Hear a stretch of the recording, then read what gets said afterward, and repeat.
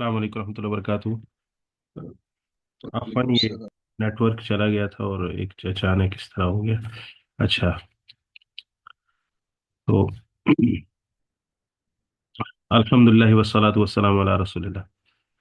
पहली चीज हमने ये की कि हज फर्द है, रुकन है मिन अरकानिल इस्लाम। अच्छा, इसकी फर्जियत और रुकनीत किताबो सुन्नत व इजमा अच्छा से साबित है। दूसरा मसला ये याद रखना है कि जाहिदुल हज्जी काफिरुन बिल इजमाई। इसका क्या माना है कि एक शख्स इस्तिताअत होने के बावजूद हज नहीं करता तो वो फासिक है, फाजिर है, कबीरा गुनाह का मुर्तकिब है और एक फरीज़े का तारिक है। लेकिन एक शख्स शरीयत इस्लाम में हज के इबादत होने का या फरीज़ा होने का या रुकन होने का इनकार करता है, तो वो ज़रूरियात दीन में से एक चीज़ का इनकार कर रहा है। तो जो शख्स जुहूद करे यानी इनकार करे तो वो शख्स बिल इजमा काफिर होगा। क्योंकि ऐसे ही है जैसे कोई नमाज का इनकार कर दे और रोज़े का इनकार कर दे, रमज़ान के रोज़े का या हज का या इस्लाम में ज़कात की फ़र्जियत का, तो वो शख्स बिल इजमा काफिर होगा। और ऐसे लोग मौजूद हैं। हाँ जी। तीसरा मसला इसमें यह है जो फुक़हा जिक्र करते हैं, वो ये है कि हज, ये तो सबको मालूम है कि साहिब इस्तिताअत पर, जिसके पास ज़्यादा राह हो, उस पर फ़र्ज है और ज़िंदगी में एक दफ़ा फ़र्ज है। तो हम लिख देते हैं एक बार फ़र्ज है, यानी पूरी ज़िंदगी में। मैं जुमले वही हज़फ कर रहा हूँ। ज़िंदगी में एक बार फ़र्ज है। उसके बाद ये ततव्वुन है या किसी ने यानी नफली तौर पर है, जितना ज़्यादा कोई कर ले। तो सहाबा सैयदना अब्दुल्ला बिन उमर रज़ी अल्लाह ताला अन्हुमा तकरीबन हर साल हज करते थे, और सिवाय एक साल के, और जिसमें वो सही बुखारी वगैरह में है कि मक्का में थोड़ी शोरश और इस तरह के मामलात थे, अच्छा, सियासी सतह पर, तो फिर वो वहां तक ना जा सके। या अच्छा, एक बार जिंदगी में फर्ज है। दूसरी बात, चौथा मसला ये बयान करते हैं कि ये अलल फौर फर्ज है, अलल फौर औ अलत तराखी। इस मसले को समझना है। अलल फौर का मतलब यह है कि अल्लाह ताला ने फरमाया वलिल्लाहि अलन नासि हिज्जुल बैत। इस नस के साथ इंसानों के ऊपर हज फर्ज हो गया, जो शख्स ताकत रखता है। और हदीस जिब्रील में और दूसरी हदीस में कि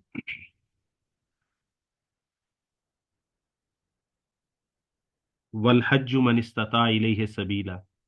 तो जो शख्स ज़्यादा राह और इस्तिताअत रखता है तो उस पर हज करना फर्ज है, ये शरीयत का तकाजा। अब सवाल ये पैदा होता है कि क्या जब एक शख्स के पास इतना माल यानी आ गया और इस्तिताअत और ज़्यादा राह ये सारे उसके पास इस्तिताअत आ गई, तो क्या फौरी तौर पर जब उस पर इस्तिताअत आई तो उसी साल उस पर हज करना फौरियत के लिहाज से शर्त होगा और फर्ज होगा, या वो इस्तिताअत होने के बावजूद और कोई शरई उज़र ना होने के बावजूद अगर इसको मुअख्खर कर देता है, इस साल उसको फर्ज हुआ, माल उसके इस्तिताअत को पहुंच गया जिसमें वो हज कर सकता था, तो क्या वो इस साल नहीं करता, अगले साल नहीं करता, 2 साल बाद कर लेता है, लेकिन वो निसाब को या हज की फरीज़े की ताकत को और तकलीफ को तो कब का पहुंच चुका था। लेकिन उसने हज एक साल भी नहीं किया, दूसरे साल भी नहीं, तीसरे साल भी नहीं, तो फिर जाके उसने इसको मौखर करके किया। तो फुकहा के दरमियान एक ये बहस है कि जो शरीयत का तकाजा है कि साहिब इस्तिताअत पर हज फर्ज है, आया ये तकाजा फौरियत का ये तकाजा फर्जियत का फौरियत के तरीक पर है, या कि इसमें तराखी यानी इसको मौखर भी कर सकते हैं। तो इसमें इमाम अहमद इब्न हम्बल और इमाम मालिक اچھا، یہ تو اس بات کی طرف گئے ہیں کہ علل فور فرض ہے، بغیر کسی شرعی عذر کے جب اس پر حج فرض ہو گیا، جس سال فرض ہوا اور اس کے پاس طاقت تھی، زادیرہ وغیرہ سب کچھ، تو پھر وہ اس کو مؤخر کر دیتا ہے اگلے سال تک، تو وہ شخص آثیمہ گناہگار ہوگا، فوراً اس کو حج کرنا چاہیے، یہی تقاضا ہے۔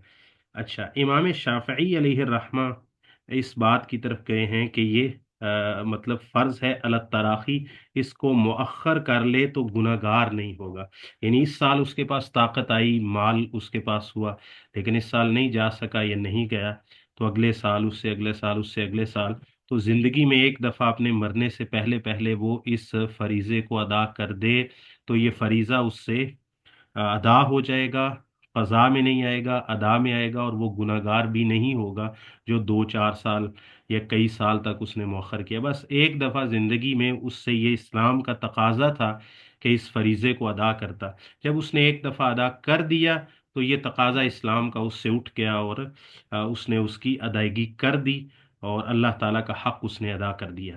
لیکن امام مالک، امام احمد بن حنبل، اچھا، اور جو فقہائے عراق اہل الرأی ہیں، وہ بھی اسی طرف گئے ہیں کہ یہ علی الفور فرض ہے۔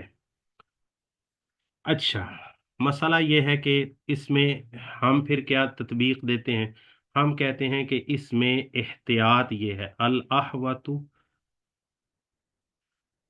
ان لا یؤخر، احتیاط اسی میں ہے کہ بھائی جب کسی کے پاس طاقت آ جائے، مال اس کے پاس زیادہ راہ کی طاقت کو پہنچ جائے، استطاعت کو پہنچ جائے، تو احتیاط اسی میں ہے، کیونکہ یہ اسلام کے بڑے فرائض میں سے ایک فریضہ ہے، اور حج کو جان بوجھ کر چھوڑ دینے والا اور اسی پر مر جانے والا، رسول اللہ صلی اللہ علیہ وسلم نے فرمایا، ایک حدیث ہے کہ وہ یہودی ہو کے مرے یا نصرانی ہو کے مرے تو پھر اللہ تعالیٰ کو اس کی کوئی پرواہ نہیں ہے۔ تو اس طرح کی وعیدیں بھی آئی ہیں، بعض روایات ثابت ہیں، بعض غیر ثابت ہیں، بعض میں کلام ہے، لیکن بہرحال اس کی تاکید بہت زیادہ ہے، اور اس پر چھوڑنے پر وعید بھی ہے۔ تو کسی شخص کو تو نہیں پتا کہ اس کے حالات کیسے ہوں گے، اس کے پاس یہ مال آئندہ رہے گا یا نہیں رہے گا، یا پھر اس کی موت آ جائے گی، اس نے کب مر جانا ہے، تو لہٰذا اس کو فوراً یہ اللہ تعالیٰ کا فریضہ ادا کر دینا چاہیے، والاحوط اللہ یؤخر، اس کو مؤخر نہ کیا جائے۔ اچھا، امام شافعی یا شوافی ایک اور بات کہتے ہیں، وہ کہتے ہیں ٹھیک ہے، اس نے مؤخر کیا اور مرنے سے پہلے پہلے اس نے ادا کر لیا تو وہ فریضہ ادا ہو گیا، لیکن ایک بات وہ اور کہتے ہیں، اور اسی سے ہم نے احتیاط والا پہلو اخذ کیا ہے، کہ امام شافعی بھی کہتے ہیں اور باقی جو اللہ تراخی کا قول کرتے ہیں، وہ کہتے ہیں کہ اگر ایک شخص استطاعت ہونے کے باوجود کوئی معنی موجود نہیں تھا، صرف اپنی سستی یا کہہ لیں کہ اپنے دیگر امور کی وجہ سے وہ اس کو مؤخر کرتا گیا حتیٰ ماتا، وہ مر گیا، ولم یحج، اور اس نے حج نہیں کیا، تو کہتے ہیں کہ وہ شخص ایک فریضے کا تارک ہو کے مرے گا، اور وہ گناہگار ہو کے مرے گا، اور اس سے باز پرس ہوگی۔ تو اس سے بھی یہ بات معلوم ہوتی ہے کہ آپ اس کو علی الفور فرض کہہ لیں، پھر تو مسئلہ ہی ختم ہو گیا، جب استطاعت آئے فوراً کوشش کرے کہ پہلے سال میں ہی حج کر لے، اور اس سال اس کو نہیں میسر آ سکتا تو ظاہر ہے پھر وہ اس کا عذر ہوگا، اگلے سال، اگلے سال، یعنی جلدی سے جلدی اس فریضہ سے فارغ ہونے کی کوشش کرے۔ تو جو فور کا قول کرتے ہیں فوراً اس کو ادا کرنا چاہیے، تو وہاں تو پھر مسئلہ بالکل کوئی اشکال ہی نہیں رہے گا۔ لیکن جو امام شافعی یا دوسرے کئی ائمہ اس بات کی طرف گئے ہیں کہ اس کو مؤخر کر دے اگر 1 2 4 سال تک، لیکن مرنے سے پہلے پہلے ادا کر لے تو فریضہ ادا ہو جائے گا، اس کو کوئی گناہ نہیں ہوگا۔ تو وہ بھی یہ کہتے ہیں کہ اگر وہ استطاعت ہونے کے باوجود، فرض ہو جانے کے بعد اگر وہ کیے بغیر مر گیا تو وہ اللہ تعالیٰ کے ہاں جواب دہ ہوگا۔ تو اس سے یہ معلوم ہوتا ہے کہ احتیاط تو ان کے ہاں بھی یہی ہے کہ بندہ فوراً کر لے، کیونکہ کسی انسان کو بھی اپنی زندگی کا پتہ نہیں ہے۔ تو یہ 2 3 بنیادی مسائل ہیں حج کے تعلق سے، باقی اس کے مناسک وغیرہ کے مسائل آگے آتے رہیں گے۔ اچھا، سیدنا ابو ہریرہ رضی اللہ تعالیٰ عنہ سے حدیث ہے، انہو قال، انہوں نے کہا، رسول اللہ صلی اللہ علیہ وسلم نے فرمایا، ایہا الناس، اے لوگو، قد فرض اللہ علیکم الحج، تحقیق اللہ نے فرض کیا ہے تم پر حج کو، فحجو، تو تم حج کرو۔ اب یہ امر ہے نا، امر کا صیغہ ہے، یعنی پیچھے فرضیت بیان ہوگی اور آگے امر کا صیغہ آ گیا۔ اب اصول فقہ میں آپ پڑھ لیں گے کہ امر فوریت کا تقاضا کرتا ہے یا نہیں کرتا، تو امر کے صیغے کی اپنی دلالت میں فوریت شامل ہوتی ہے یا نہیں ہوتی، یہاں سے ہی فقہا کا وہ استدلال آیا نا کہ اللہ تعالیٰ نے حج فرض کیا ہے، تو آگے امر کا صیغہ ہے فحجو، تو حج کرو۔ امر کا صیغہ وجوب کا تو تقاضا کرتا ہے، لیکن یہ فوریت کا بھی تقاضا کرتا ہے یا نہیں، تو احتیاط اسی میں ہے۔ ساری بحوث اختلاف کو چھوڑ کر علی الفور فرض ہے یا اس میں مؤخر ہو سکتا ہے، تو اس سب کو چھوڑ کر جھنجھٹ کو بندہ اس کو فوراً ادا کرے، کیونکہ اس کو اپنی زندگی کا کوئی پتہ نہیں ہے، تو حج کیے بغیر مر گیا تو پھر وہ گناہگار مرے گا، ایک فریضے کا تارک مرے گا۔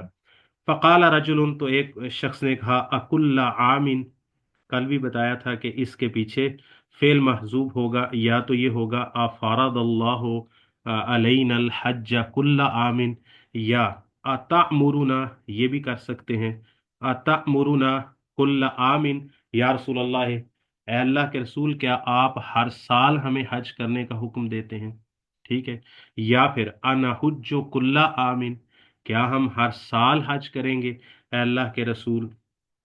فسکت، تو آپ صلی اللہ علیہ وسلم خاموش ہو گئے اس شخص کا سوال سن کر، حتی قالها ثلاثا، یہاں تک کہ اس نے یہ بات 3 دفعہ دہرائی، تو رسول اللہ صلی اللہ علیہ وآلہ وسلم نے فرمایا، لو قلت نعم، اگر میں نعم کا کلمہ اپنی زبان سے کہہ دیتا، لوجبت، تو واجب ہو جاتا۔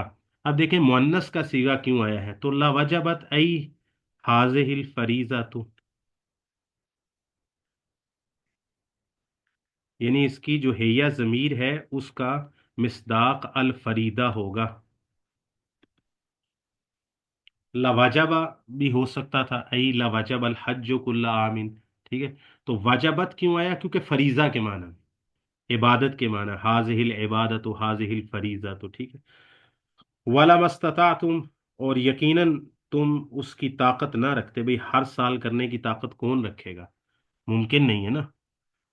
آپ کہہ لیں کہ ہو سکتا ہے کہ 1% لوگ ہوں جو ہر سال حج کر سکتے ہیں، وہ بھی جو مدینہ سوری مکہ کے مضافات میں رہتے ہوں، تو جو باہر سے آنا ہے اور چاہے مال بھی ہو، یعنی ایک شخص کے پاس فرض تو اسی وقت ہوگا ہر سال جب اس کے پاس ہر سال مال اس کے نصاب کو، حج کے نصاب کو پہنچتا ہے، یعنی زیادہ راہ کو، لیکن ہر سال سفر کر کے آنا، مہینوں اس میں لگتے ہیں، دوسری مصروفیات ہیں اور معاملات ہیں، تو کوئی بھی اس کی طاقت نہ رکھتا۔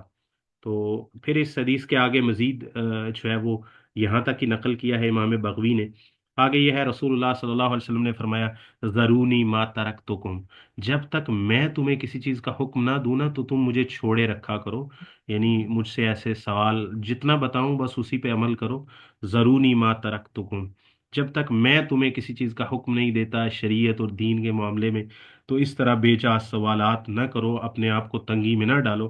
پھر رسول اللہ صلی اللہ علیہ وسلم نے فرمایا، کیا یہ تم چاہتے ہو کہ تم مجھ سے اسی طرح سوال کرو جس طرح کما سئل موسیٰ، جیسے موسیٰ علیہ السلام سے سوال کیا گیا، تو وہ گائے کا واقعہ معروف ہے سورہ البقرہ کے اندر، یہ حدیث صحیح مسلم کے اندر ہے۔ اس حدیث سے کیا مسائل اخذ ہوتے ہیں؟ پہلی بات تو یہ ہے کہ حج مسلمانوں پر فرض ہے۔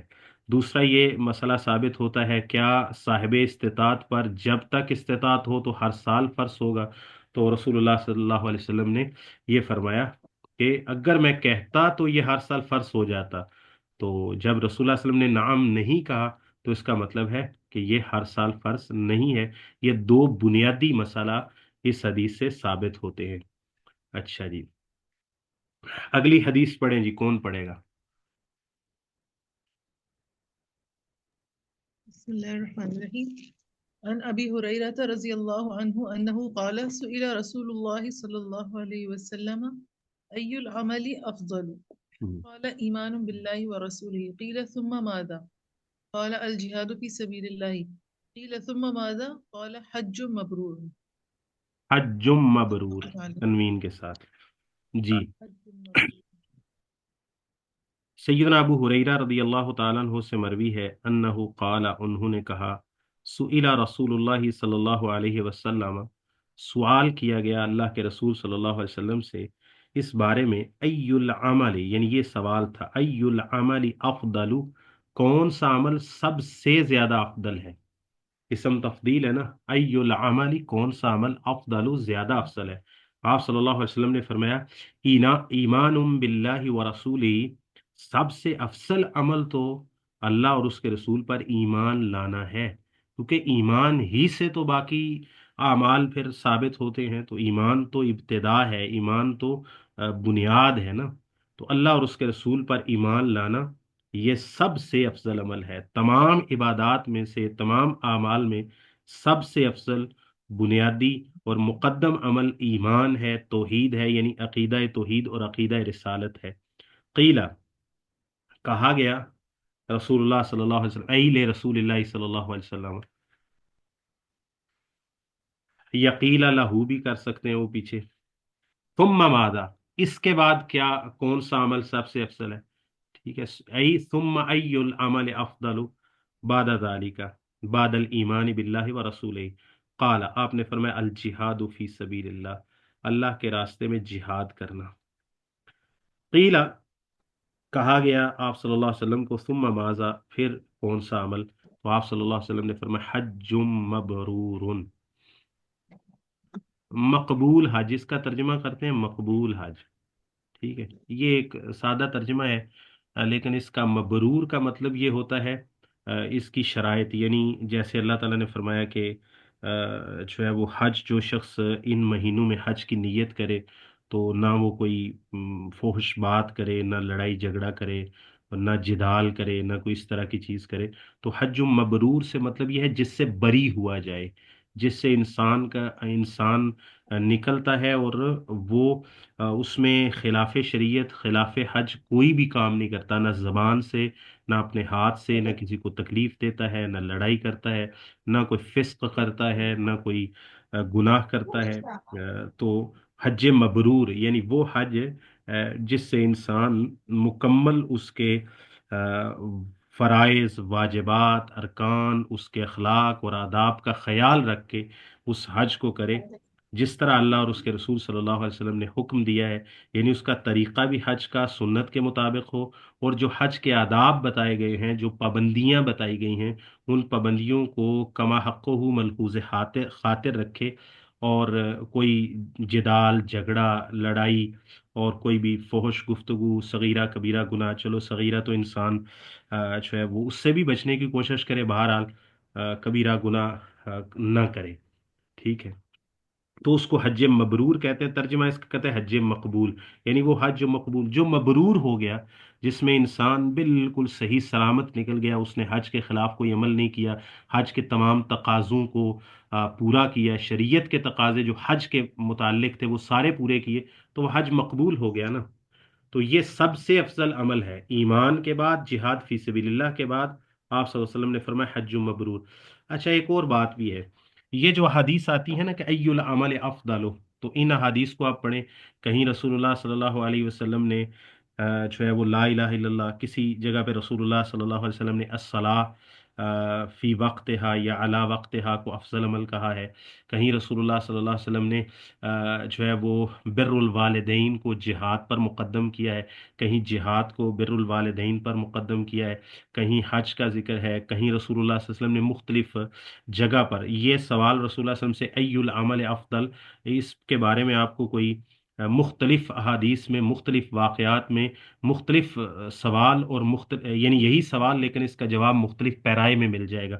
तो इसकी वजह क्या होती है, वजह ये होती है, इसको कहते हैं उसलूब हकीम, कि जो सवाल किया जा रहा है ना, जिस कॉन्टेक्स्ट में सवाल किया जा रहा है, जिस हालातों वाकयात में सवाल किया जा रहा है, या साइल किस तरह का है। तो वो जो साइल आएगा, एक शख्स रसूलुल्लाह सल्लल्लाहु अलैहि वसल्लम से सवाल करेगा, तो आप सल्लल्लाहु अलैहि वसल्लम वहां पर नमाज की अहमियत बयान करना चाहते हैं, और उस शख्स को इसी चीज़ की ज़रूरत है, तो आप सल्लल्लाहु अलैहि वसल्लम नमाज को मुकद्दम कर रहे हैं ईमान के बाद। और कहीं जिहाद की ज़रूरत है, उस शख्स की हालत को देख कर के वो गजवा करे, जिहाद करे, लड़े, और जवान आदमी है, तवाना आदमी है, इस्लाम को इस बात की ज़रूरत है, तो आप सल्लल्लाहु अलैहि वसल्लम ने जिहाद की फजीलत बयान की है। कोई शख्स है, उसके वालिदैन یا تو یہ ہے کہ رسول اللہ صلی اللہ علیہ وسلم سوال کرنے والے کے حالت سے جانتے تھے کہ اس کے والدین کو اس کی ضرورت ہے، تو وہاں پر رسول اللہ صلی اللہ علیہ وسلم نے بر الوالدین کو مقدم کیا ہے۔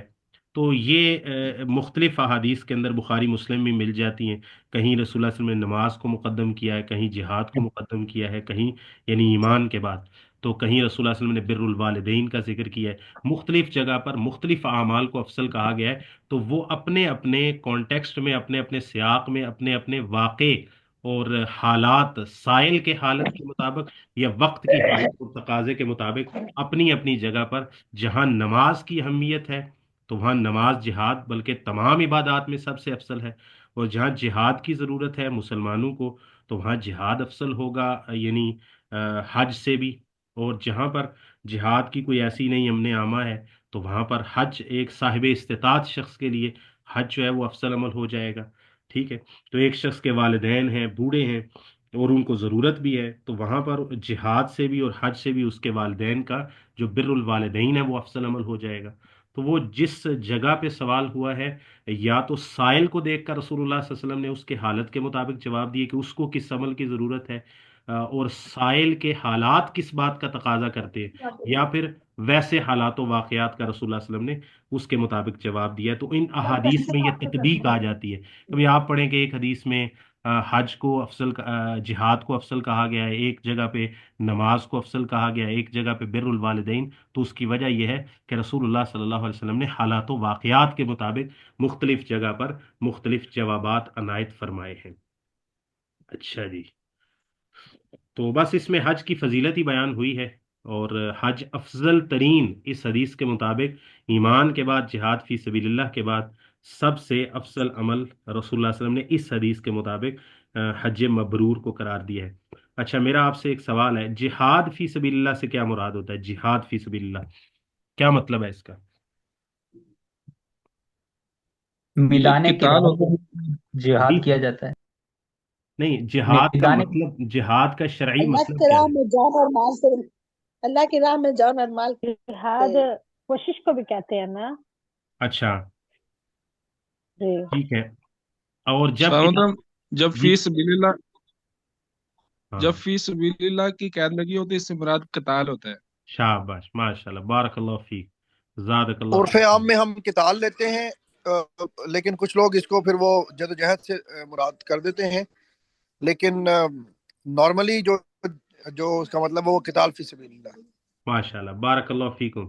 یہی اصل میں میں پوچھنا چاہتا تھا کہ دیکھیں، یہ بات یاد رکھ لیں، جہاد جو ہے وہ جوہد سے نکلا ہے، تو جہاد کی کئی قسمیں ہیں، حدیث میں بھی بیان ہوئی ہیں، لیکن کتاب و سنت میں یہ بات یاد رکھ لیں، یہ قاعدہ ہے، ضابطہ ہے، کتاب و سنت میں جب بھی الجہاد فی سبیل اللہ مطلق طور پر آئے گا، اس کے ساتھ کوئی قید نہیں ہے کہ ان دا سلطان ان جائرن، یا جہاد بن نفس کی، یا اس طرح کی کوئی قید نہیں ہے، تو جب جہاد فی سبیل اللہ مطلق طور پر بغیر کسی قید اور کنڈیشن کے جب بولا جائے گا، تو اس وقت صرف اور صرف قتال فی سبیل اللہ مراد ہوگا، اس کا اور کوئی معنی اس وقت مراد نہیں ہوگا۔ اور اس کے ساتھ آپ کو ایک اور بات بتا دوں، یہ جو فی سبیل اللہ کا لفظ آتا ہے نا قرآن مجید کے اندر، قرآن مجید کے اندر یا حدیث کے اندر، جب فی سبیل اللہ کا لفظ آئے گا تو اس وقت بھی یہ یہ قتال کے معنی میں ہے، یعنی ایک تو ہے نا جہاد فی سبیل اللہ، ایک ہے کتاب و سنت میں صرف جو فی سبیل اللہ کا لفظ آتا ہے، ٹھیک ہے، من سام فی سبیل اللہ ہے، ٹھیک ہے، تو من خارج فی سبیل اللہ ہے، جب بھی کتاب و سنت میں فی سبیل اللہ کا لفظ آئے گا تو اس سے بھی مطلق طور پر جب آئے گا، اس کے پیچھے سیاق و سباق میں کوئی وضاحت نہیں، کوئی قید نہیں ہوگی، تو فی سبیل اللہ بھی کتاب و سنت میں جہاں آتا ہے اس سے مراد صرف قتال فی سبیل اللہ ہوتا ہے، یعنی جہاد، اس سے مراد مارکہ ہوتا ہے، ٹھیک ہے جی، ہاں، جہاد بھی سیف مراد ہوتا ہے، تو یہ اچھی بات ہے، کیونکہ عام طور پہ آج کل وہی بات ہے، کفار کو اور آج کل کے جدید دور کو، جدید ذہن کو بعض اوقات متاثر کرنے کے لیے، بعض اوقات جواب دینے کے لیے، بعض اوقات ان کے تند و تیز سوالات کا سامنا کرتے ہوئے تو انسان جو ہے وہ بیک فٹ پہ چلے جاتے ہیں، بہت سارے ہم نے دیکھا ہے مبلغین کو اور اس طرح کے عالمی لیول کو، وہ جہاد سے مراد جو ہے وہ جوہد اور اس طرح کی لغوی تعریف مراد لے کے، تو وہ ایک جس کو کہنا مدافعانہ پوزیشن میں آ جاتے ہیں اور معذرت خانہ رویہ اختیار کر لیتے ہیں، جو کہ ذروۃ السنام ہی الجہاد فی سبیل اللہ، جو اسلام کی چوٹی ہے قتال فی سبیل اللہ، اس کے لیے اس کے بارے میں معذرت خانہ رویہ اختیار کرتے ہیں۔ وہ اسپیکر یا وہ جو پریچرس ہوتے ہیں، وہ یہ تو نہیں کہ جہاد قتال فی سبیل اللہ کا انکار کرتے ہیں، لیکن وہ جواب دیتے ہوئے بعض اوقات غیر مسلموں کو، بعض اوقات اپنے ہی مسلمان نسل نو کے لوگ جو مغربی تہذیب سے متاثر ہوتے ہیں، تو اور وہ لوگ جو جہاد کے نام کے اوپر کچھ ایسی کہہ لیں کہ تحریکیں کھڑی کر رہے ہیں دنیا کے اندر، تو جن کا جہاد اسلامی سے براہ راست کوئی تعلق نہیں ہوتا، تو ان کے غلط عمل سے، چاہے کوئی داعش ہو یا کوئی اس طرح کے تکفیری لوگ ہوں، مسلمانوں کو، عوام الناس کو مارنے والے اور اس طرح کے بم دھماکے، تو ان کے جو ان کا منفی طریقہ ہے جو اسلام نہیں ہے، تو اس سے معذرت خانہ رویہ اختیار کرتے ہوئے، جان چھڑاتے ہوئے کہتے ہیں بھائی جہاد کا مطلب تو جوہد ہے۔ بالکل جہاد کا مطلب جوہد ہے، لیکن جب الجہاد فی سبیل اللہ بولا جائے گا تو اس سے مراد قتال فی سبیل اللہ ہے، اس سے معرکہ ہے، جہاد بھی سیف ہے۔ اس کو آپ معذرت خانہ رویہ یہاں اختیار کرنے کی ضرورت نہیں ہے۔ اگر آپ سے کوئی لبرل، کوئی سیکولر، کوئی ایتھیسٹ، کوئی جس کو کہتے ہیں کمیونسٹ ہے، سوشلسٹ ہے، جب وہ آپ سے بات کرے تو آپ کا تھوڑا سا مطالعہ ہونا چاہیے کہ آپ پھر لینن کی، اسٹالن کی، First World War, Second World War, Roman, Persian, دنیا کے اندر جتنی بھی امپائرز گزری ہیں اور اس وقت موجود ہیں، برٹش امپائر تھی، اور اس کے بعد اب بھی امریکہ جو ہے وہ 9/11 سے پہلے کولڈ وار میں، اب جو 9/11 کے بعد پوری دنیا کے اندر تباہی کر رہا ہے جو اسرائیل کر رہا ہے، تو آپ کے پاس کاؤنٹر آرگومنٹ کے لیے اتنا مواد ہونا چاہیے کہ آپ دھڑا دھڑ ڈھیر لگا دیں کہ یہ عراق کے اندر کیا کیا ہے، یہ شام میں یہ کیا کیا ہے، روس اور امریکہ نے مل کے کیا کیا ہے، بشار الاسد نے کیا کیا ہے، اس کے بعد یہ آپ کے لینن اسٹالن نے رشیا کے اندر کیا کیا ہے، یہ جو انقلاب چین تھا اس کے اندر کتنے 3 کروڑ سے لے کے 6 کروڑ بندہ مارا ہے، دو ورلڈ وار کے اندر آپ نے کوئی 5-6 کروڑ بندہ مار دیا ہے، اور ابھی کچھ 60 لاکھ یا اس سے زیادہ 6 ملین سے زیادہ لوگ آپ 9/11 کے بعد مار چکے ہیں، فگرز آگے پیچھے ہو سکتے ہیں۔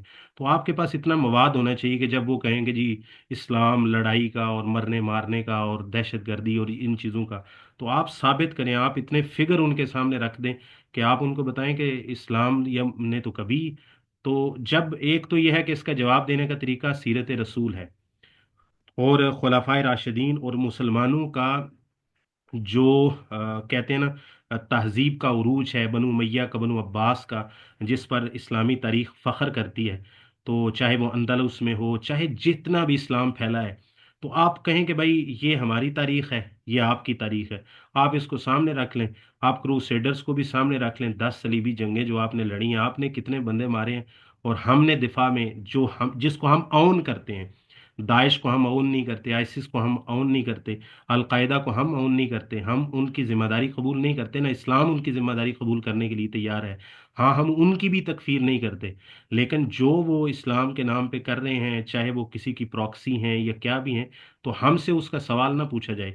ہم سے سوال پوچھنا ہے تو غزوہ بدر کا پوچھو، احد کا پوچھو، حنین کا پوچھو، خندق کا پوچھو، غزوہ فتح مکہ، صلح حدیبیہ کا پوچھو، ہم سے موتا کی بات کرو، ہم سے یرموک کی بات کرو، آپ نے بات کرنی ہم سے پرشیا جب فتح ہوا ہے سعد ابن ابی وقاص کے ہاتھ سے، اس کی بات کرو، ہم سے عمر ابن عاص کے بارے میں پوچھو، خالد ابن ولید کے بارے میں پوچھو، صلاح الدین ایوبی کا بھی ہم جواب دینے کے لیے تیار ہیں، ہم محمد بن قاسم کا جواب دینے کے لیے بھی تیار ہیں، اور آج کل ایک برن ایشو ہے، کیا اس کو کہتے ہیں، یہ محمود غزنوی کا، ہم محمود غزنوی کی ذمہ داری لینے کے لیے بھی تیار ہیں۔ ٹھیک ہے، غلطیاں انسان سے ہوتی ہیں کوئی بھی، لیکن جن لوگوں کو آپ ہمارے کھاتے میں ڈال کے اسلامی جہاد کو آپ داغدار کرنے کی کوشش کر رہے ہو، تو پھر آپ کو اسلامی جہاد میں اور یہ جو لڑائیاں پراکسیز چل رہی ہیں، آپ کو اس میں فرق کرنا پڑے گا۔ اور اگر آپ جو ہے نا صرف مسلمانوں کو جو کہتے ہیں نا بیک فوٹ پہ لے جانے کے لیے ایسی واقعات پیش کرتے ہو، تو آپ دڑا دڑ ڈھیر لگا دو، لبرل اور سیکولر ہو، تو پھر ٹھیک ہے، امریکہ کیا کر رہا ہے اور کیپٹلسٹوں نے کیا کیا ہے، کمیونسٹوں نے کیا کیا ہے، سوشلسٹوں نے کیا کیا ہے، تو آپ دھڑا دھڑ، تو لہٰذا یہ معذرت خانہ رویہ آج کی تاریخ میں میرے بھائی نہیں چلتا۔ آپ کو فرنٹ فٹ پہ آ کے دو ٹوک انداز میں اپنے بیانیے کو آن کرنا پڑتا ہے اور دوسرے کے بیانیوں کو گرانا پڑتا ہے۔ یہ ایک فکری جنگ ہے، یہ الغزو الفکری ہے۔ تو اس میں اگر آپ اپنے ہتھیار ڈال دیں گے، وہی سر سید والا معذرت خانہ رویہ اختیار کر لیں گے یا کچھ اور لوگوں والا، تو آپ کیسے چل سکیں گے؟ آپ اسلام کا کیا دفاع کریں گے؟ نعوذ باللہ پھر آپ کو نبی پاک صلی اللہ علیہ وسلم کے غزوات کے بارے میں معذرت خانہ رویے اختیار کرنے پڑیں۔ ہمارا کوئی معذرت خانہ رویہ نہیں ہے، ہم نے کیا ہے اقدام کے طور پر کیا ہے، پوری اللہ وجہ البصیرت کیا ہے، شرح صدر کے ساتھ کیا ہے، پھر اللہ تعالی ہمیں طاقت عطا فرمائے گا، ہم پھر ایسے ہی کریں گے دنیا سے فتنے کو ختم کرنے کے لیے۔ یہ ہمارا دین ہے، یہ ہمارا ایمان ہے، ہم اس سے پیچھے نہیں ہٹ سکتے، ٹھیک ہے؟ ہاں، تو جہاد فی سبیل اللہ کی ایسی تعریفیں کرو تو پھر کہنے کا مقصد یہ ہے، پھر آپ کو جواب دینے پڑتے ہیں نا۔ اچھا، غزوات رسول کے تو معذرت خانہ رویہ جب ایک دفعہ آپ اختیار کر لیتے ہیں نا، تو پھر اس کے بعد آپ ساری زندگی معذرت خانہ رویے پہ گزار دیتے ہیں، تو صلابت پیدا کریں اپنے اندر۔ اچھا جی، اگلی حدیث پڑھیں جی۔ جی، وقال من حج للہ فلم یرفس، یہ ہوں، صاحب پہ فتح لگا غلط ہے، ولم یفسق رجع کا یوم ولدتہ امہ۔ ہاں جی، یہ بھی حج کی فضیلت کے بارے میں اور الحاج کی فضیلت کے بارے میں ہے۔ من حج للہ، جو اللہ کے لیے حج کرے، مطلب یہ ہے کہ اخلاص ہو نا اس میں، دنیا کا دکھلاوا یا بس ایسے ہی، بلکہ بات آ جائے گی تو میں یہ کہہ دیتا ہوں، آپ آپ بھی جہاں پر آپ کا تھوڑا بہت اثر و رسوخ ہے، اس بات کو پھیلائیں۔ میں نے جس کو کہتے ہیں ایک تعبیر اختیار کی ہے، میں نے کہا دنیا میں سب سے مہنگی سیلفی کون سی پڑتی ہے؟ یہ میری تخلیق ہے یہ جملہ۔ تو میں نے کہا دنیا میں سب سے مہنگی اور سب سے خسارے والی سیلفی وہ ہوتی ہے جب کوئی بندہ یہاں سے احرام باندھ کے لاہور یا راولپنڈی، اسلام آباد یا کراچی کے ایئرپورٹ سے یا سیالکوٹ کے ایئرپورٹ سے وہ فلائی کرتا ہے، تو وہاں سے ایک سیلفی لے کے فیس بک پہ لگاتا ہے، اس کے بعد بیت اللہ کے سامنے جا کے وہاں پر ایک سیلفی لیتا ہے، اور صفا مروہ اور جو بھی وہ کر رہا ہے۔ تو دنیا میں سب سے مہنگی اور دنیا میں سب سے زیادہ خسارے والی سیلفی یہ ہے، ٹھیک ہے؟ اور میں کہتا ہوں یار کیا ہو گیا ہے مسلمانوں کو، ہو کیا گیا ہے؟ ٹھیک ہے، ہم یہ نہیں کہتے کہ سیلفی لگانے سے آپ کا عمل ضائع ہو جائے گا، بھئی آپ کا عمل اللہ نے قبول کرنا ہے، ہمارا اس کے ساتھ کوئی لینا دینا نہیں۔ لیکن یار کوئی بندہ فجر کی نماز پڑھنے جا رہا ہو تو وہ سیلفی لگا رہا ہے کہ میں فجر کی نماز پڑھنے لگا ہوں، اب میں رکوع کر رہا ہوں، فلاں کر رہا ہوں۔ یار حج یا عمرے کے لیے آپ جاتے ہیں، آپ ساری دنیا کو بتا رہے ہیں، ٹھیک ہے، دوستوں یاروں کو اور اعزاء و اقارب کو پتہ ہوتا ہے، ٹھیک ہے، لیکن آپ نے اس کو کیا ایک مطلب ہر چیز کو آپ نے سوشلائز کر دیا ہے، ہر چیز پہ آپ ویوز لے رہے ہیں، وہ اللہ کا خوف ہونا چاہیے۔ تو میں آپ بھائیوں کو بھی بہنوں کو بھی، جس کو بھی اللہ تعالیٰ توفیق عطا فرمائے، جس کام کی بھی آپ نے سیلفی لگانی ہے لگائیں، لیکن زندگی میں کبھی بھی حج یا عمرے کی، مطلب آپ لاکھوں روپیہ خرچ کر کے جا رہے ہیں، ہو سکتا ہے ایک سیلفی لگائے اور اللہ تعالیٰ اس کو ریاکاری میں شامل کر لے، تو آپ کا وہ پیسہ بھی ضائع ہو گیا اور عمل بھی ضائع ہو گیا اور اوپر سے گناہ بھی مل گیا۔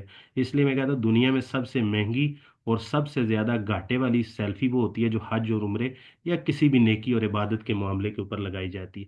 دیکھیں کسی جگہ پر تشہیر کرنا، دینی کام کی بھی تشہیر کرنا ضروری ہوتا ہے، جیسے ہماری یونیورسٹی چل رہی ہے، تو بھئی اس میں لوگوں کو موٹیویٹ کرنا ہے، آ، اخراجات کے حوالے سے، انفاق کے حوالے سے، اور اسی طرح داخلے کے حوالے سے، اور اس ادارے کا ایک کام لوگوں کو بتانا ہے، تو یہاں پر اس کو پروپیگیٹ کرنا ضروری ہے، جس بھی طریقے سے آپ کریں، نیت اللہ جانتا ہے، لیکن یہ ضروری ہے۔ تو جو اللہ نے بتایا کہ کچھ بندے اعلانیہ خرچ کرتے ہیں اور اسی طرح کچھ سرن خرچ کرتے ہیں، تو یہ چیز ضرورت ہے۔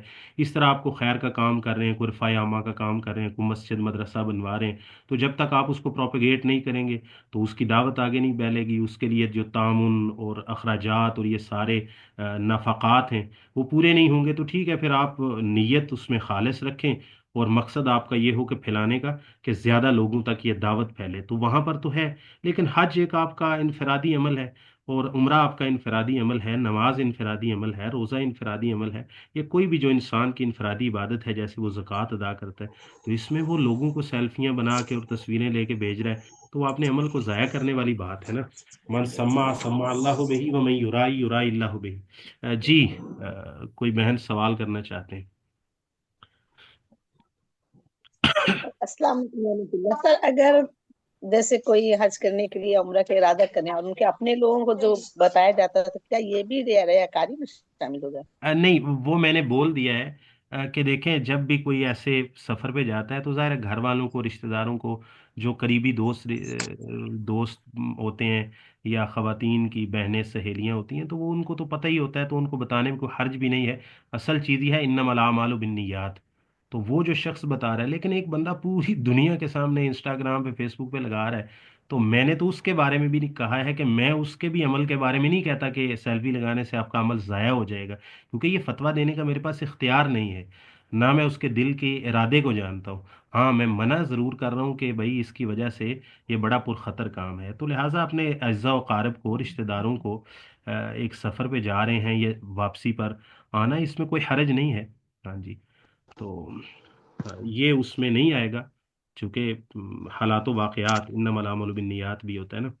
लेकिन एक बंदा फेसबुक पे सेल्फी लगा रहा है, तो उसमें अगर कोई कहे भी कि ठीक है, उसकी नीयत तो रियाकारी की नहीं है, तो मैं पूछता हूँ फिर मकसद क्या है लगाने का? शोहरत ही मकसद है ना।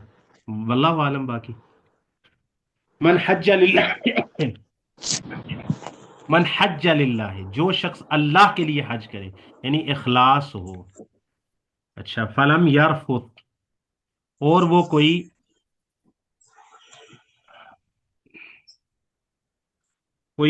बेहुदा बात ना करे, बात या अमल, यानी रफत के अंदर बेहुदा बात करना, फुहश बात करना भी आ जाता है और अमल भी आ जाता है, ठीक है। तो वो कोई भी बेहुदा अमल भी ना करे, और कोई भी बात भी ऐसी ना करे, ठीक है। वो चाहे अपनी फैमिली के साथ जा रहा है, तो मियाँ बीवी भी इस तरह की कोई बात नहीं करेंगे, जो कि जिससे हज के अंदर इहराम की हालत में जो पाबंदियां हैं, ठीक है। वलम यफसुक, और कोई भी फिस्क नहीं किया। अब फिस्क के अंदर कोई गुनाह का काम, कोई भी गुनाह का काम है, तो वो उसने नहीं किया। राजा, वो लौटता है, का यौम वलदत हो उम्मुहु, उस दिन की तरह, यानी उस दिन की तरह जिस दिन उसकी माँ ने उसको जन्म दिया था। अच्छा, तो यानी गुनाहों से पाक होके लौटता है। ये बहुत बड़ी फजीलत है, हज मबरूर की बहुत बड़ी फजीलत है। और मैं समझता हूँ कि, बल्कि मैं क्या समझता हूँ, शायद जो अमाल इंसान करता है, तो तौबा के अलावा, सच्ची तौबा के अलावा, बाकी अमाल में से किसी भी अमल के बारे में इस तरह की फजीलत नहीं आई इन अल्फाज के साथ, कि वो वापस लौटता है। वापस लौटने से मुराद राजा इला बैते ही नहीं है, ये बात समझे, ठीक है। राजा का माना करते हैं सारा, ऐ हो जाता है वो बंदा, यानी उसकी वो हालत हो जाती है। ये नहीं कि आमतौर पे जो उर्दू किताबों में तर्जमा करते हैं वो यही करते हैं, जब वो वापस लौटता है तो इस हालत में लौटता है कि जैसे उसकी माँ ने उसको जन्म दिया था। तो मतलब ये नहीं कि राजा इला बैत ही, जब अपने घर वापस आता है, मतलब ये है कि जब वो हज से फारिग होता है, हज के फरीज़ा अदा कर लेता है, इन शराइत के साथ कि उसके वाजिबात, फ़राइज़, अरकान, और उसमें कोई भी उसने फोहश काम नहीं किया, अमल नहीं किया, गुफ्तगू नहीं की, कोई फिस्क, कोई गुनाह कबीरा वगैरह, कोई इस तरह का अमल नहीं किया, लड़ाई झगड़ा कुछ भी नहीं किया, फितना फसाद। तो जब वो उससे फारिग हो जाता है, राजा आई सारा, वो शख्स हो जाता है ऐसे जैसे उसकी माँ ने उसको जन्म दिया था, उस दिन की तरह गुनाहों से पाक साफ और मासूम हो जाता है। तो ये जो फजीलत इन अल्फाज के साथ आई है ना, ये किसी भी इबादत के बारे में नहीं आई है। तो ये हज की बहुत बड़ी फजीलत है, बहुत बड़ी फजीलत। अच्छा, एक मसला है, ये जो यौम है, यौम, इसके मीम पर क्या हरकत पड़ना चाहिए और इसका क्या इराब होगा? इसके बारे में आप में से कोई बताए जी। सर, उस पर कयौमा भी पढ़ सकते हैं, कयौमी भी पढ़ सकते हैं, अच्छा। दोनों तरह से पढ़ सकते हाँ, कहते हैं कि यौमा पढ़ेंगे तो मबनी अलल फतह होगा, और यौम पढ़ेंगे तो ये अगले जुमले की तरफ ये मुजाफ हो जाएगा, ठीक है। तो ये इजाफत की नीयत के साथ, एक हदीस में आता है दाराकुतनी के अंदर, राजा का हई आते ही यौम वालदत हो उम्मुहु, वहां पर ये जरफियत के साथ काफ के बगैर इस्तेमाल हुआ है, यानी हरफ जार के।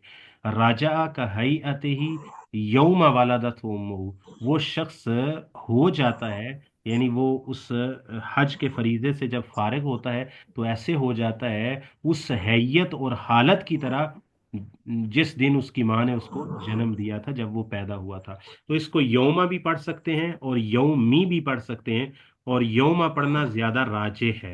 ये शेख उबैदुल्लाह मुबारकपुरी साहब ने मिरातुल मफातीह के अंदर ये कहा है कि वल फतहु औला या अरजाहू, इस तरह का कुछ उन्होंने लिखा है। तो कहते हैं कि यौमा पढ़ना ना ये ज्यादा राजे है, क्योंकि इसके साथ जो फेल है वो मबनी अलल फत है, तो इसको भी मबनी अलल फत पढ़ना चाहिए। ठीक है, जिसकी तरफ ये मुजाफ हो रहा है ना, यौमा मुजाफ है, वैसे वालदत उम्मुहु ये पूरा जुमले के अल्फाज ये मुजाफ इलैहि हैं, ये इराब हिकाई के तौर पर है। तो कहते हैं यो इसका मुजाफ इलैहि का सदरुल, कहते हैं सदरुल मुजाफी इलैहि मबनीयुन, तो इसका जो मुजाफ इलैहि है वो मबनी है, तो लिहाजा इसको भी मबनी पढ़ना चाहिए। तो शेख उबैदुल्लाह मुबारकपुरी साहब मिरात में कहते हैं कि कसरा भी पढ़ा जा सकता है और फतहा भी पढ़ा जा सकता है, वल फतह हो अरजा हो या औला, ये ज्यादा औला है। अच्छा जी। ये सब ये कसरा अगर पढ़ेंगे तो वो हम काफ की वजह से पढ़ेंगे, का की वजह से हाँ कसरा जो पढ़ेंगे। हाँ, काफ हरफ जर की वजह से पढ़ेंगे ना। अगर फतहा पढ़ेंगे तो फिर उसको मबनी पढ़ रहे हैं, अगर फतहा पढ़ रहे हैं ना तो फिर उसको मबनी अलल फत पढ़ रहे हैं। अच्छा, अपने यानी पड़ोस वाले फेल की चूंकि वो मबनी है, फेल माजी मबनी होता है, तो उसकी वजह से इसको फतहा दिया जा रहा है ये महल्लन ये भी मजरूर ही होगा, जब हम उसको मफ्तू पढ़ेंगे उस वक्त भी वो महल्लन मजरूर होगा, लेकिन जब हम यौमी पढ़ेंगे तो फिर ये लफ्जन मजरूर होगा, फिर वो मबनी नहीं रहेगा, फिर वो मोरब हो जाएगा। और तनवीन क्यों नहीं दी, क्योंकि इजाफत है यहाँ पर, तो ये मुजाफ पर तनवीन नहीं आती। जी। अगली हदीस पढ़े जी, उम्रा की फजीलत के बारे में और हज की।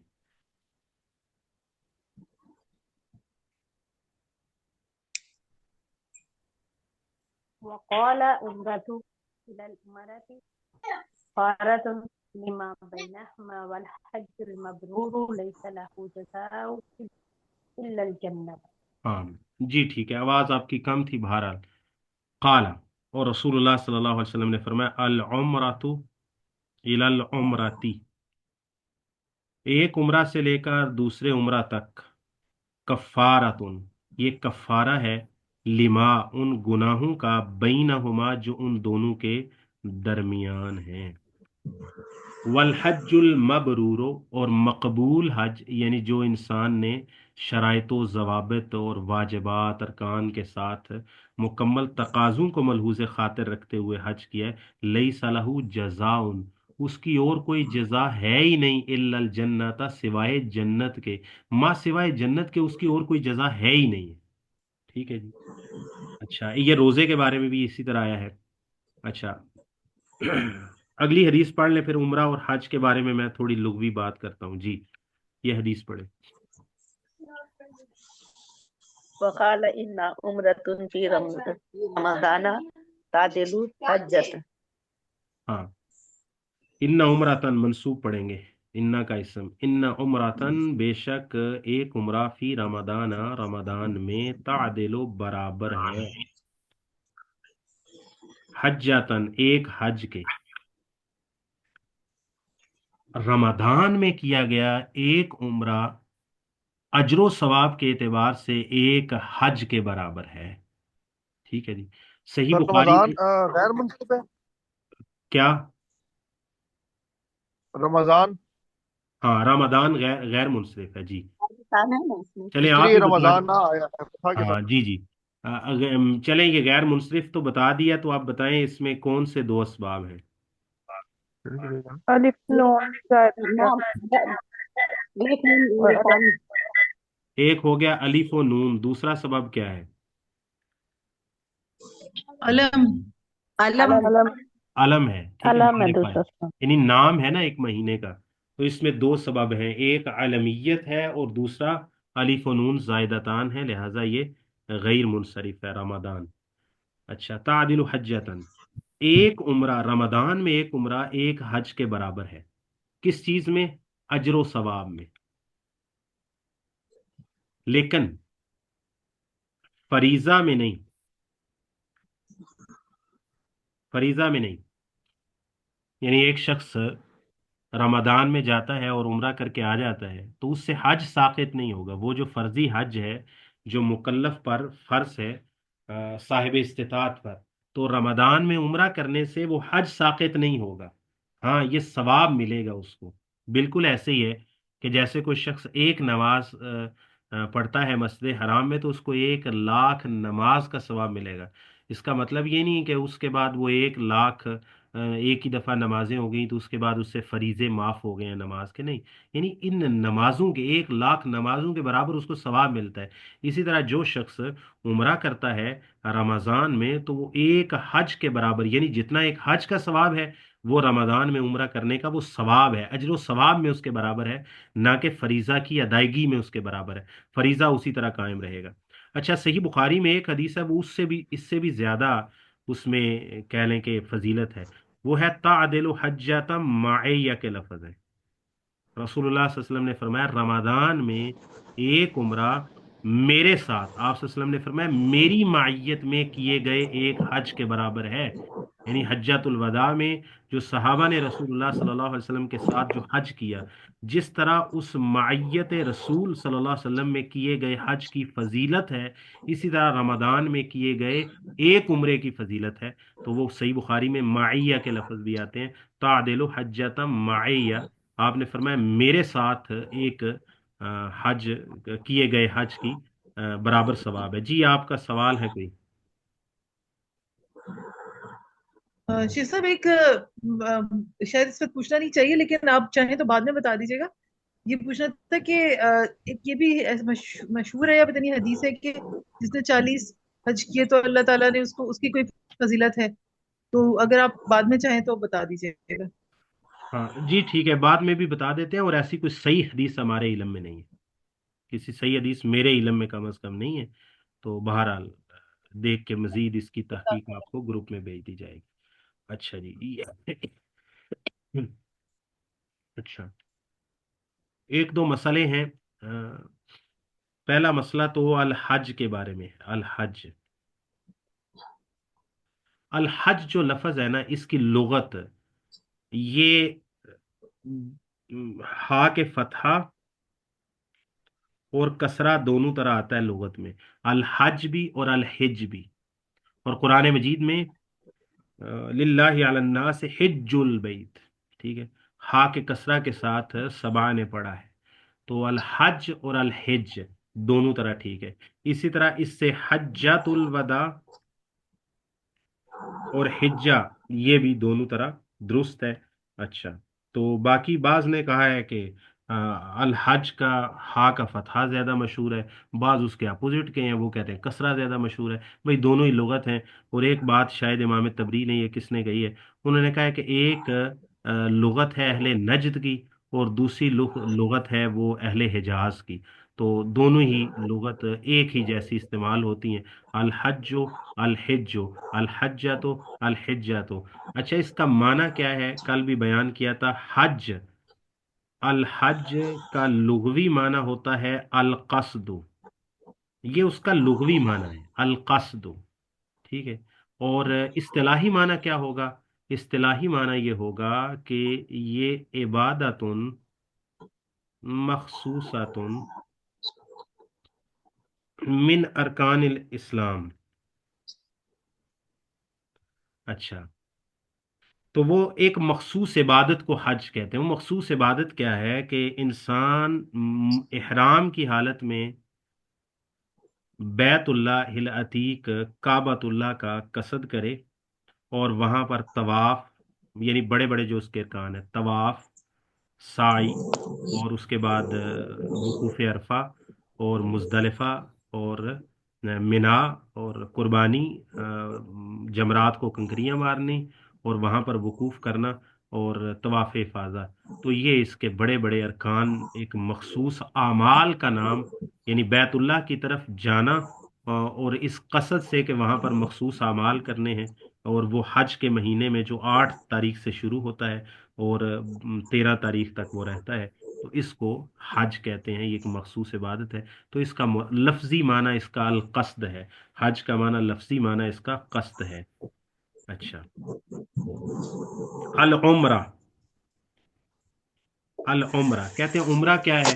کہتے ہیں عمرہ کا مطلب ہوتا ہے، یعنی یہ عمارہ سے نکلا ہے، العمارۃ، اس کا معنی ہوتا ہے آباد کرنا کسی چیز کو، ٹھیک ہے؟ تو آباد کرنا، کسی جگہ پہ جا کے رہنا، اور اس کا معنی بھی وہ کہتے ہیں کہ سفر کرنا، کسی جگہ جانا، قصد کرنا، یہ اس کے معنی ہے۔ تو بہرحال یہ ایک مخصوص عبادت ہے، اور عمرے کے احکام جو ہے وہ آگے آ جائیں گے کہ عمرہ کا طریقہ کیا ہے اور حج کا طریقہ کیا ہے، وہ آگے آ جائے گا۔ اچھا،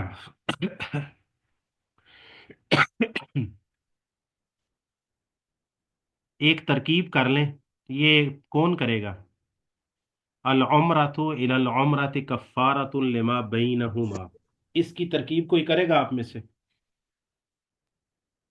شسب العمرۃ الی العمرتی، یہ مبتدا ہوگا، اور کفارۃ لما بینہما یہ خبر بنے گی، اور العمرۃ میں عمرت مطلب اتنی کافی سی شسب، اور یا کچھ اور بھی کرنا ہے اس میں؟ ہاں ٹھیک ہے، یہ سادی ترکیب ہے، یعنی ایک مبتدا ہے اور ایک خبر ہے، جملہ اسمیہ خبریہ ہے۔ اچھا، کفارتن لما بینہما، تو یہ کفارتن صفت کا صیغہ ہوگا کہ یہ مٹانے والا ہے، تو یہ لما بینہما جو العمرۃ الی العمرۃ، ٹھیک ہے؟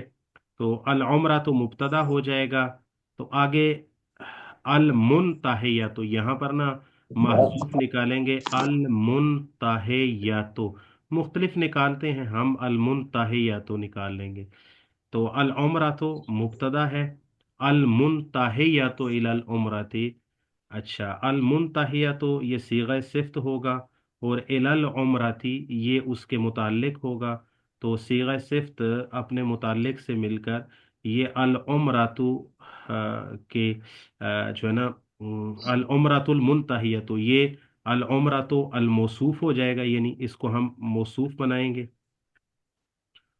اور المنتہیۃ الی العمرۃ یہ اس کی صفت بنے گا، موصوف سے مل کے یہ مبتدا ہو جائے گا، اور کفارتن اس نے بننا ہے خبر۔ اب کفارتن لما، یہ حرف جر ہے، اور ما اسم موصول ہے، ما اسم موصول ہے۔ اچھا، بینہما، آپ نے یہ بات تو پڑھی ہوگی کہ جو موصول کا صلہ ہوتا ہے نا وہ پورا جملہ ہوتا ہے، یعنی موصول کا صلہ شبہ جملہ نہیں ہو سکتا، ناقص جملہ نہیں ہو سکتا، اس کو مکمل جملہ کی ضرورت ہوتی ہے۔ اچھا، تو ہم کہیں گے لما ارتکبا، یہ بینہما، لما ارتکبا بینہما، ٹھیک ہے؟ تو جو ارتکاب کیا گیا، یعنی جو گناہوں کا ارتکاب کیا گیا، ارتکبا بینہما، تو ارتکبا فعل محذوف ہوگا، اور بینہما اس کی ظرف ہوگا، تو فعل اپنے نائب فاعل اور ظرف سے مل کر وہ جو اس کے اندر ہوا ضمیر ہوگی نا وہ ماں کی طرف لوٹے گی، تو جو نائب فائل بنے گا، تو ارتکبہ فعل مجہول اپنے نائب فائل اور ظرف سے مل کر یہ اس کی ظرف ہوگی۔ یہ لا محل لہا من الاعراب، جو موصول کا صلہ ہوتا ہے اس کا کوئی محلی اعراب نہیں ہوتا، تو یہ لا محل لہا من الاعراب یہ ما اسم موصول کا صلہ ہوگا، موصول صلہ مل کے لام حرف جر کا مجرور ہوگا، اور جار مجرور مل کر کفارت ان کے متعلق ہو جائے گا، کیونکہ وہ صیغہ صفت کے طور پر استعمال ہو رہا ہے، تو پھر وہ العمرۃ المنتہیۃ الی العمرۃ کفارۃ لما ارتکب بینہما، ٹھیک ہے جی؟ تو ثابتہ کانا یہ بھی کر سکتے ہیں، ٹھیک ہے، ثابتہ بھی کر سکتے ہیں، تو وہ پھر سادہ سا ہو جائے گا، ٹھیک ہے؟ تو یہ ہم نے بالکل مانوی ایک محذوف نکال دیا، لما ثابت بینہما، جس کو ارتکبہ یاد نہ رہے تو فعل نکالیں گے اور پورا جملہ، تو یہ مبتدا خبر مل کے جملہ اسمیہ خبریہ ہو جائے گا، ٹھیک ہے؟ اچھا، بس یہیں تک کافی ہے آج کے لیے۔ آج بھی کلاس اس طرح سے تیاری کے ساتھ جس کو کہتے ہیں کہ بس یہ لیپ ٹاپ نہیں پریشان کے رکھا ہے۔ بہرحال اب ایک اور کتاب ہے ہمارے پاس، यही इस लैपटॉप में मौजूद थी। अल उसूल मिन इल्म अल उसूल, कल इसके बारे में तारुफ करवाया था। उसूल फ़िक़्ह की किताब है, एक मुख्तसर सा रिसाला है, और शेख मोहम्मद बिन सालेह अल उसैमीन ने इसको मुरतब किया था। और नीज़ा के अंदर जो वहाँ पर मदरसा था, जामिया था, वहाँ के तलबा के लिए। तो बाकी उसूलुल फ़िक़्ह क्या होते हैं वो किताब में खुद आ जाएंगे, तो उसके बारे में मज़ीद कोई तारुफ की ज़रूरत नहीं है। मुक़द्दिमतुल मुअल्लिफ़ी, मुअल्लिफ़ राहिमहुल्लाह का मुक़द्दिमा। अल्हम्दुलिल्लाहि नहमदुहु व नस्तईनुहु व नस्तगफिरुह व नतूबु इलैहि व नऊदु बिल्लाहि मिन शुरूरि अनफुसिना। तमाम तारीफ़ें अल्लाह के लिए हैं, हम उसकी हम्द करते हैं, हम उससे मदद तलब करते हैं, हम उससे मगफरत तलब करते हैं। व नतूबु इलैहि, और हम उसकी तरफ रुजू करते हैं, यानी शेख तौबा मोहतरम करते हैं। स्क्रीन शेयर नहीं व हो नऊदु बिल्लाहि, शेख शेख स्क्रीन शेयर, मोहतरम स्क्रीन स्क्रीन शेयर नहीं हो रही। अच्छा, हो जाएगी जी, अब हो गई है। अल्हम्दुलिल्लाह नहमदहू, तमाम तारीफ़ें अल्लाह के लिए हैं, हम उसकी हम्द करते हैं। वनस्तईनुहु, हम उससे मदद तलब करते हैं। वनस्तगफिरुहु, हम उससे मगफिरत तलब करते हैं। वनतूबु इलैहि, और हम उसकी तरफ लौटते हैं, रुजू करते हैं, यानी जिसको हम कहते हैं तौबा करना। वनऊज़ु बिल्लाहि मिन शुरूरि अनफुसिना, और हम पनाह पकड़ते हैं अल्लाह ताला की, मिन शुरूरि अनफुसिना, अपने नफ्सों की शरारतों से। वमिन सय्यिआति अमालिना, और अपने आमाल की बुराइयों से। मन यहदिहिल्लाहु, जिसे अल्लाह हिदायत दे, फला मुदिल्ला लह, उसको कोई गुमराह करने वाला नहीं। लाए नफी जिन्स है। वमन युद्लिल, और जिसे वो गुमराह कर दे, फला हादिया लह, बस नहीं है कोई हिदायत देने वाला, उसको उसको कोई राह दिखलाने वाला नहीं है। व अशहदु अल्लाह इलाहा इल्लल्लाहु वहदहु, और मैं गवाही देता हूँ कि बेशक शान ये है, नहीं है कोई माबूद बरहक सिवाय अल्लाह के। वहदहु, वो अकेला है, ला शरीका लहू, उसका कोई शरीक नहीं है। वाशहदु, और मैं गवाही देता हूँ, अन्ना मुहम्मदन, के बेशक मोहम्मद सल्लल्लाहु अलैहि वसल्लम, अब अन्ना मुहम्मदन, के मोहम्मद सल्लल्लाहु अलैहि वसल्लम, अब्दुहु, उसके बंदे हैं, व रसूलुहु, और उसके रसूल हैं, सल्लल्लाहु अलैहि व अला आलिहि व अस्हाबिही। दुरूद व सलाम हूँ उन पर और उनकी आल पर और उनके साथियों पर। वमन तबिअहुम, और जो उनके बाद आए, बेएहसान, जो उनकी पैरवी करे, बेएहसान, नेकी और एहसान और ईमान के साथ, इला यौमिद्दीन, क़यामत के दिन तक। वसल्लमा, और अल्लाह ताला सलामती नाजिल करे और सलामती दे मोहम्मद सल्लल्लाहु अलैहि वसल्लम को, तस्लीमन, खूब सलाम, वही सलामती, और अल्लाह ताला उन पर सलाम भेजे। अम्मा बाद, शेख फरमाते हैं हम्दो सलात के बाद, फ़हाज़ा रिसालतुन मुख्तसरतुन, ये एक मुख्तसर सा रिसाला है। फ़ी उसूल अल फ़िक़्ह, उसूल अल फ़िक़्ह के बारे में।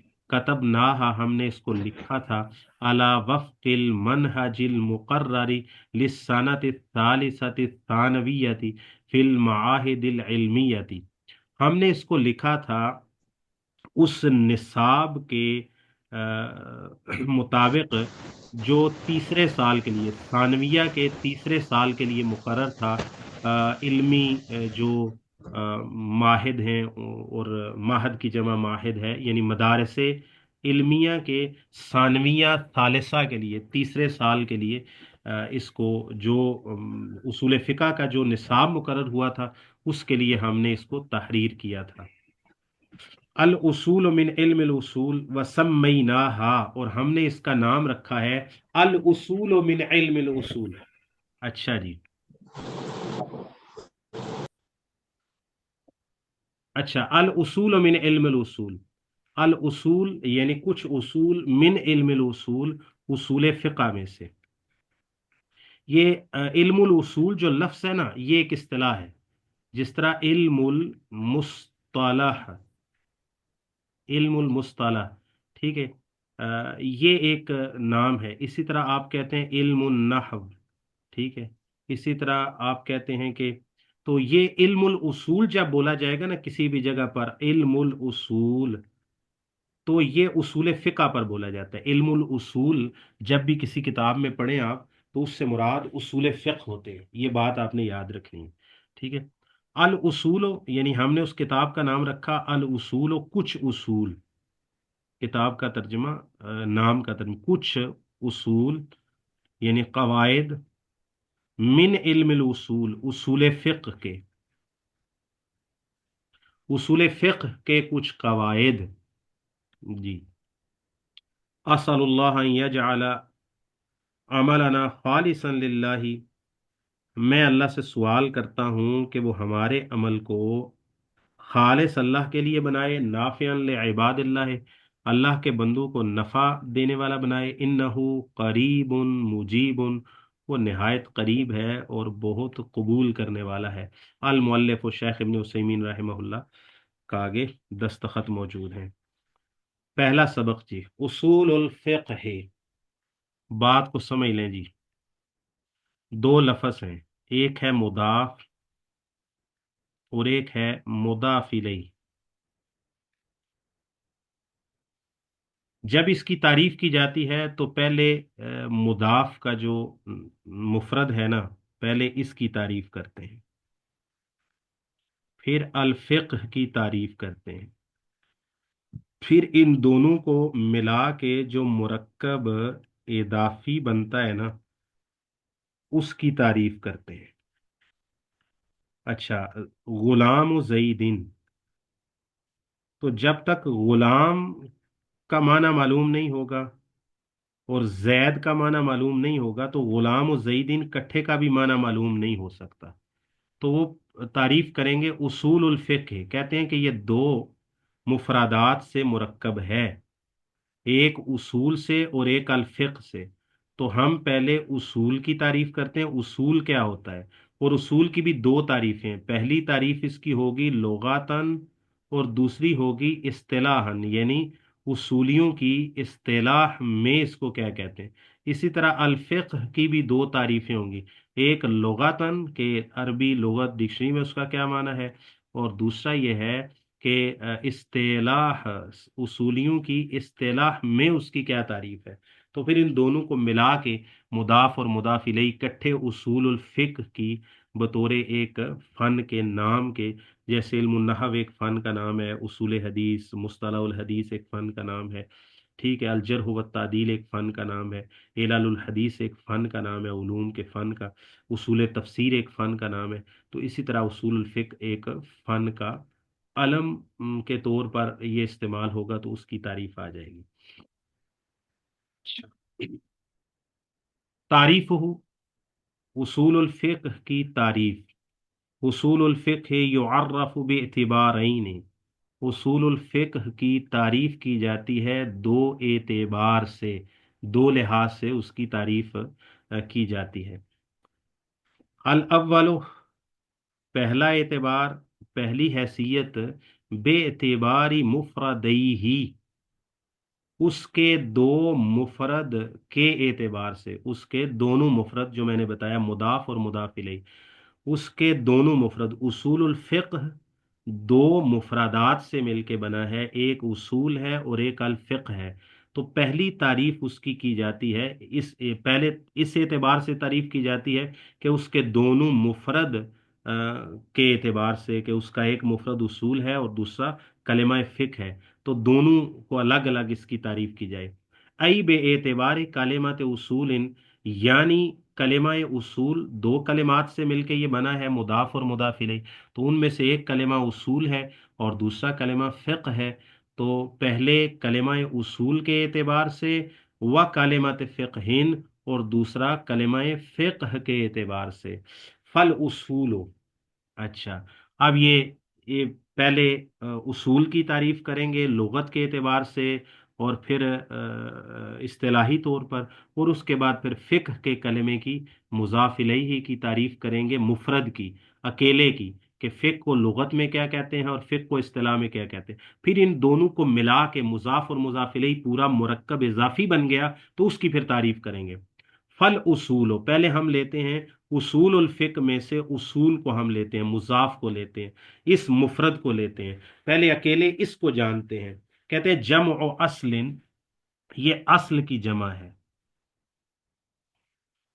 असल किसको कहते हैं, वह हुआ मा युबना अलैहि गैरुहु, असल उसको कहते हैं जिस पर बुनियाद रखी जाए उसके गैर की। हुआ मा युबना अलैहि गैरुहु, ये असल की तारीफ है। हुआ मा युबना, बुनियाद रखी जाए।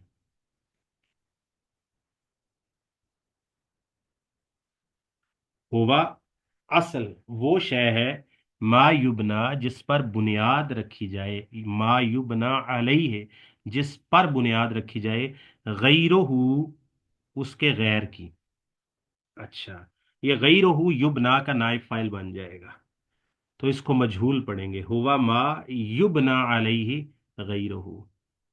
वमिन ज़ालिका अस्लुल जिदार, इसी से कहते हैं दीवार की बुनियाद। ठीक है, पंजाबी में हम उसको कहते हैं नी, आप अपनी जबान में समझ सकते हैं कि उसको क्या कहते हैं। ठीक है जी, उसको फाउंडेशन भी आजकल कहते हैं लोग। अस्लुल जिदार, दीवार की बुनियाद। जी ठीक है, वो जो जमीन के अंदर होती है, ठीक है, खोदते हैं और बुनियादें खोदते हैं फिर उसमें, तो फिर बाद में इमारत तो उसके ऊपर होती है, तो ये उसकी जड़ है, दीवार की बुनियाद। और वह हुआ असास हो, कहते हैं ये उसकी असास को कहते हैं, उसकी बुनियाद को कहते हैं, उसके क़याम को कहते हैं। वासलु शाजारा, और इसी तरह लफ्ज बोला जाता है दरख्त की जड़, दरख्त की असल। अल्लदी यतफर्रउ मिन्हु अगसानुहा, यानी दरख्त का तना, दरख्त का असल, यतफर्रउ मिन्हु अगसानुहा जिससे उसकी शाखें, यतफर्रउ जिससे उसकी शाखें फूटती हैं, निकलती हैं, फैलती हैं। उर्दू तर्जमा में कोई पाबंदी नहीं होती। मैंने 3 तरह से तर्जमा किया, आपको चौथा पांचवा भी कर दें, इसमें कोई ममानत नहीं है। ठीक है जी, पाकिस्तान हुकूमत ने भी कोई पाबंदी नहीं लगाई। सिवाय किताब और सुन्नत का कोई लफ्ज़ हो तो ज़ाहिर है वहाँ पर फिर चूंकि शरई अहकाम होते हैं, वो अल्लाह का कलाम होता है या रसूलुल्लाह का कलाम होता है, तो फिर वहाँ पर ऐसा ही सिर्फ तर्जुमा किया जा सकता है जो सही लुगत होने के साथ साथ किसी शरई मसले को मुतासर ना करता हो।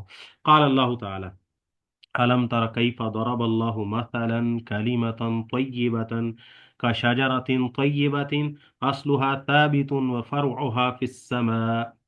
सूरा इब्राहिम आयत नंबर 24। कहते हैं ये असल की लुगवी माना कुरान मजीद में भी आया है कि आपने नहीं देखा कि कैसे अल्लाह ताला ने एक पाकीज़ा कलमे की मिसाल बयान की है, का शाजरातिन उस दरख्त की तरह, तय्यबातिन जो पाकीज़ा है, वो दरख्त भी तय्यब है, पाक है, पाकीज़ा है, उम्दा है। असलुहा थाबितुन, उसकी जो जड़ है, उसका जो कह लें कि तना है, जड़ है उसकी, वो साबित है, यानी अपनी जगह पर कायम है। व फरउहा फिस समा, और उसकी शाखें आसमान में है, उसकी शाख, उसके जो टहनियां हैं वो आसमान में, यानी बुलंदी पे जा रहा है, यानी उसकी जमीन, उसकी जो जड़ है, उसका जो तना है जहां से वो निकल रहा है, उसकी जो जड़ है वो तो जमीन के अंदर गड़ी हुई है, मजबूती के साथ साबित है, मुस्तकीम है। ठीक है, सलाबत के साथ जमीन में है, लेकिन उसकी जो शाखें हैं वो इतना बुलंद है कि जैसे वो कहते हैं हवा से बातें कर रहे हैं, आसमान में है। तो ये असलुहा साबितुन, यानी उसकी जड़, उसका जो असल है वो तो जमीन में साबित है। अच्छा, कहते हैं ये तो होगी असल की लुगवी तारीफ कि उसूल असल की जमा है। असल उसके को कहते हैं जिस पर गैर की बुनियाद है।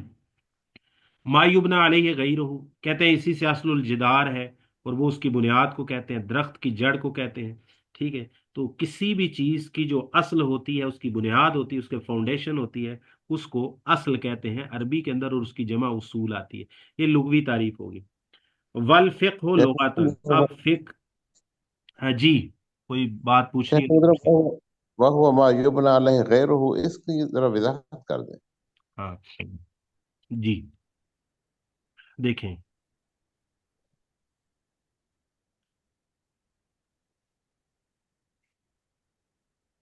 ये जमीन है जी, ठीक है, अच्छा, इस पर हम एक मकान बनाना चाहते हैं ना,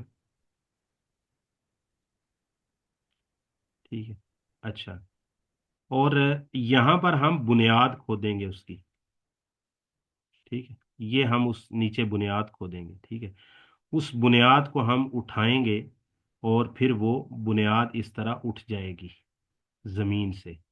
तो ये जो होती है ना, इसको, ये दीवार है हमारी, और ये जो जमीन जहां से हमने इसको शुरू किया था, जमीन के नीचे बुनियादें खोदकर, इसको कहते हैं असलुल जिदार।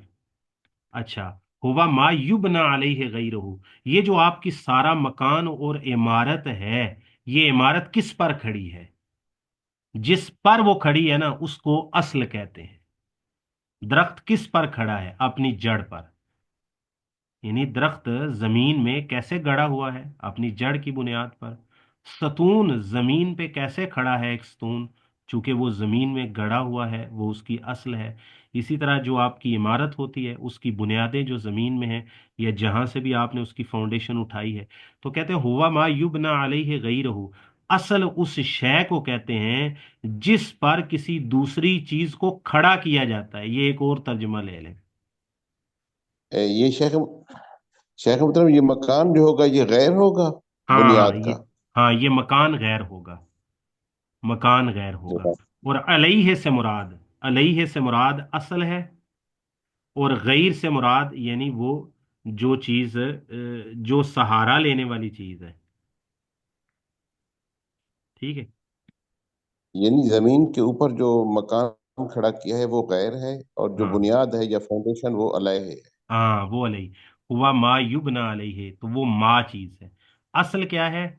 असल आपकी बुनियाद है, आपकी फाउंडेशन है। और असल उसको कहते हैं जिस पर किसी दूसरी चीज को खड़ा किया जाए, जिस पर दूसरी चीज की बुनियाद रखी जाए। तो वो जो अगर अगर हम मकान की मिसाल लेते हैं, तो मकान की एक फाउंडेशन है, उसकी एक बुनियाद है। तो वो जो बुनियाद है उसको हम असल कहेंगे। और इस तारीफ में हुआ मा युबना अलैहि, मा युबना अलैहि से मुराद दीवार की बुनियाद है, फाउंडेशन है। गैरहू से मुराद वो जो मकान ऊपर इमारत हमें नजर आ रही है। समझ गए जी? जज़ाकुमुल्लाह खैर।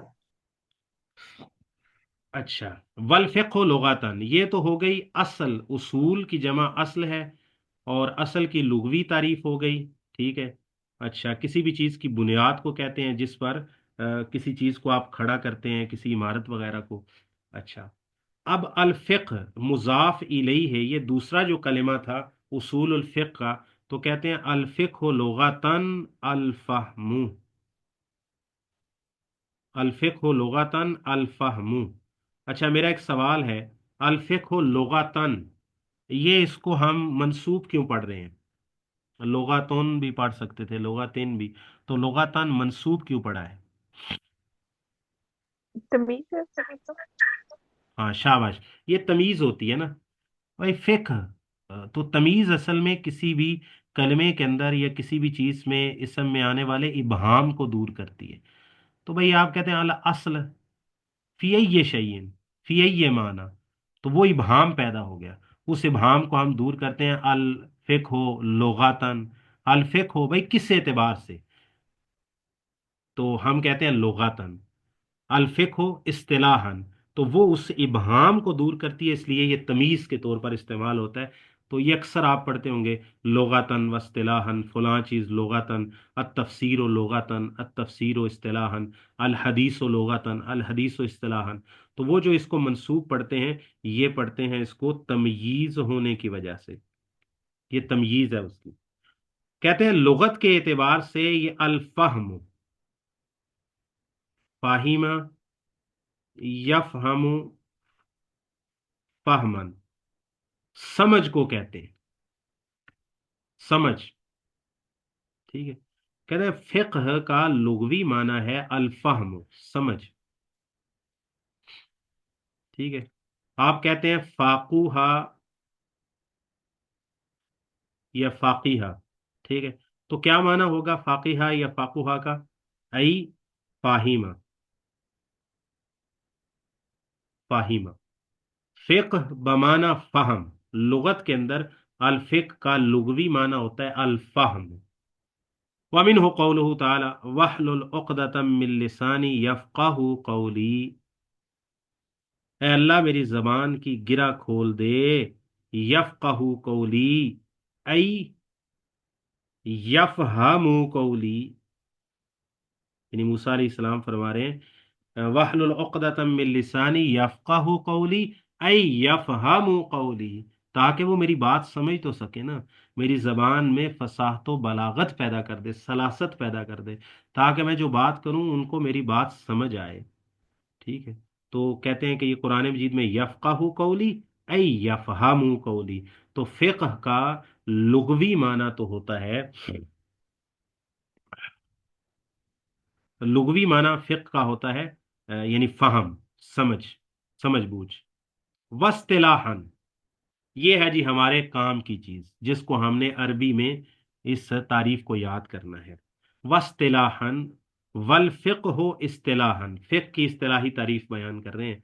कहते हैं मारिफतुल अहकाम शरइय्यतिल अमलियती, ये आपकी सहूलत के लिए तश्कील कर रहा हूँ, बिअदिल्लतिहा अत्तफ़सीलियती, मारिफतुल अहकाम शरइयतिल अमलियती बिअदिल्लतिहा तफसीलिया। तर्जुमा बाद में करेंगे, पहले इसको दोहरा लें। मारिफतुल अहकाम शरइयतिल अमलियती बिअदिल्लतिहा तफसीलिया, मारिफतुल अहकाम शरइयती अल अमलियती बिअदिल्लतिहा तफसीलिया। अच्छा, ये आप में से 2 मिनट या 3 मिनट में याद करके कौन सुना सकता है? जो सुना सकता है ना, तो मैं पास लेता हूँ थोड़ा सा, तो आप इसको मारिफतुल अहकाम शरइयतिल अमलियती बिअदिल्लतिहा तफसीलिया, तो जोन से भी 3 पहले लोग होंगे ना हैंड रेस करेंगे, उनसे हम सुनेंगे। तो आपका टाइम स्टार्ट होता है अब।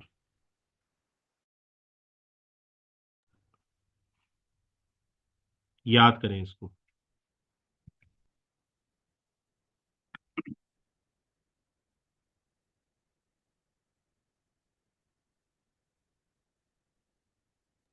मारिफतुल अहकाम शरइयतिल अमलियती बिअदिल्लतिही तफसीलिया।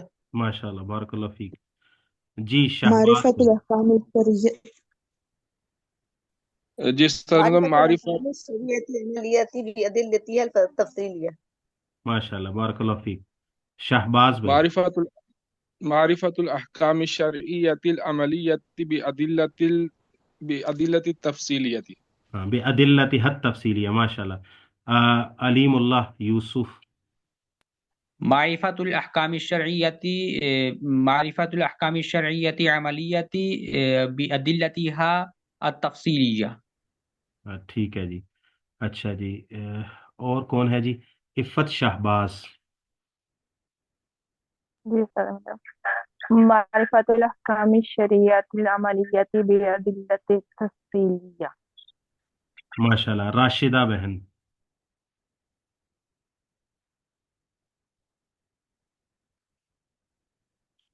जी बुशरा अब्दुल कदीर। मैंने म्यूट ही नहीं खोला। मैं दोबारा सुनाती हूँ। जी जी मारिफतुल अहकाम शरिया आमलियाती बिअदिल्लतिहा तफसीलिया। जी, मजीद इसको पुख्ता करें। जी बुशरा अब्दुल कदीर। जी, मारफतुल अहकामुल शरीयतिल इल्मियती बिअदिल्लतिहल तफजीलिया। मजीद पुख्ता करें इसको जी। आमिना अरबाब। मारफुल मारफतुल अहकाम शरियती अल अमलियती बिअदिल्लतिहा तफसीलिया। जी खालिदा अली। माशाल्लाह, मारिफतुल बारकल्लाह, अहकाम शरीयतिल अमलियती बिअदिल्लतिहा तफसीलियती।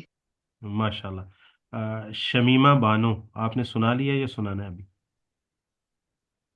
फिर से सुनाऊंगी। जी मारिफतुल अहकाम शरीयतिल अमलियतिल बिअदिल्लतिही तफसीलिया। जी, बारकल्लाह फीकुम अजमाइन। जी मोहम्मद सलीम। معرفة الأحكام الشرعية العملية بأدلتها التفصيلية. روحان بارک اللہ فیک. معرفة الأحكام الشرعية العملية بأدلتها التفصيلية. ٹھیک ہے. جی اور کون رہ گیا جی؟ اور کسی نے سنانا ہو تو. معرفة الأحكام الشرعية العملية بأدلتها التفصيلية. ماشاء اللہ. معرفة الأحكام الشرعية العملية بأدلتها التفصيلية. ماشاء اللہ عبد الشکور صاحب، جزاک اللہ. جی اور معرفة الأحكام الشرعية العملية بأدلتها التفصيلية. ماشاء اللہ بارک اللہ فیک. جی معرفة الأحكام الشرعية العملية بأدلتها التفصيلية. جی ماشاء اللہ بارک اللہ فیک. کوثر نسرین، آپ نے سنانا ہے ابھی؟ جی میں سناتی ہوں. معرفت الاحکام شریعت العلمیات بأدلتها التفصیلیہ. ماشاء اللہ. اللہ تعالیٰ آپ سب کو جزائے خیر عطا فرمائے. زادکم اللہ حرصا و توفیقا. اچھا، معرفت الاحکام، جاننا، الاحکامی، احکام کو، کون سے احکام؟ الشرعیت، شرعی، العملیت، عملی، بے ادلتہ تفصیلیہ، اس کو اکٹھا کریں گے، ان کے، اس کو میں ایک دفعہ مٹاتا ہوں. جاننا، اس کا ترجمہ معرفت بھی صرف کر لینا تو وہ معرفت بھی اردو میں اپنے پورا معنی کے ساتھ استعمال ہوتا ہے. الاحکام یعنی احکام شریعت کو،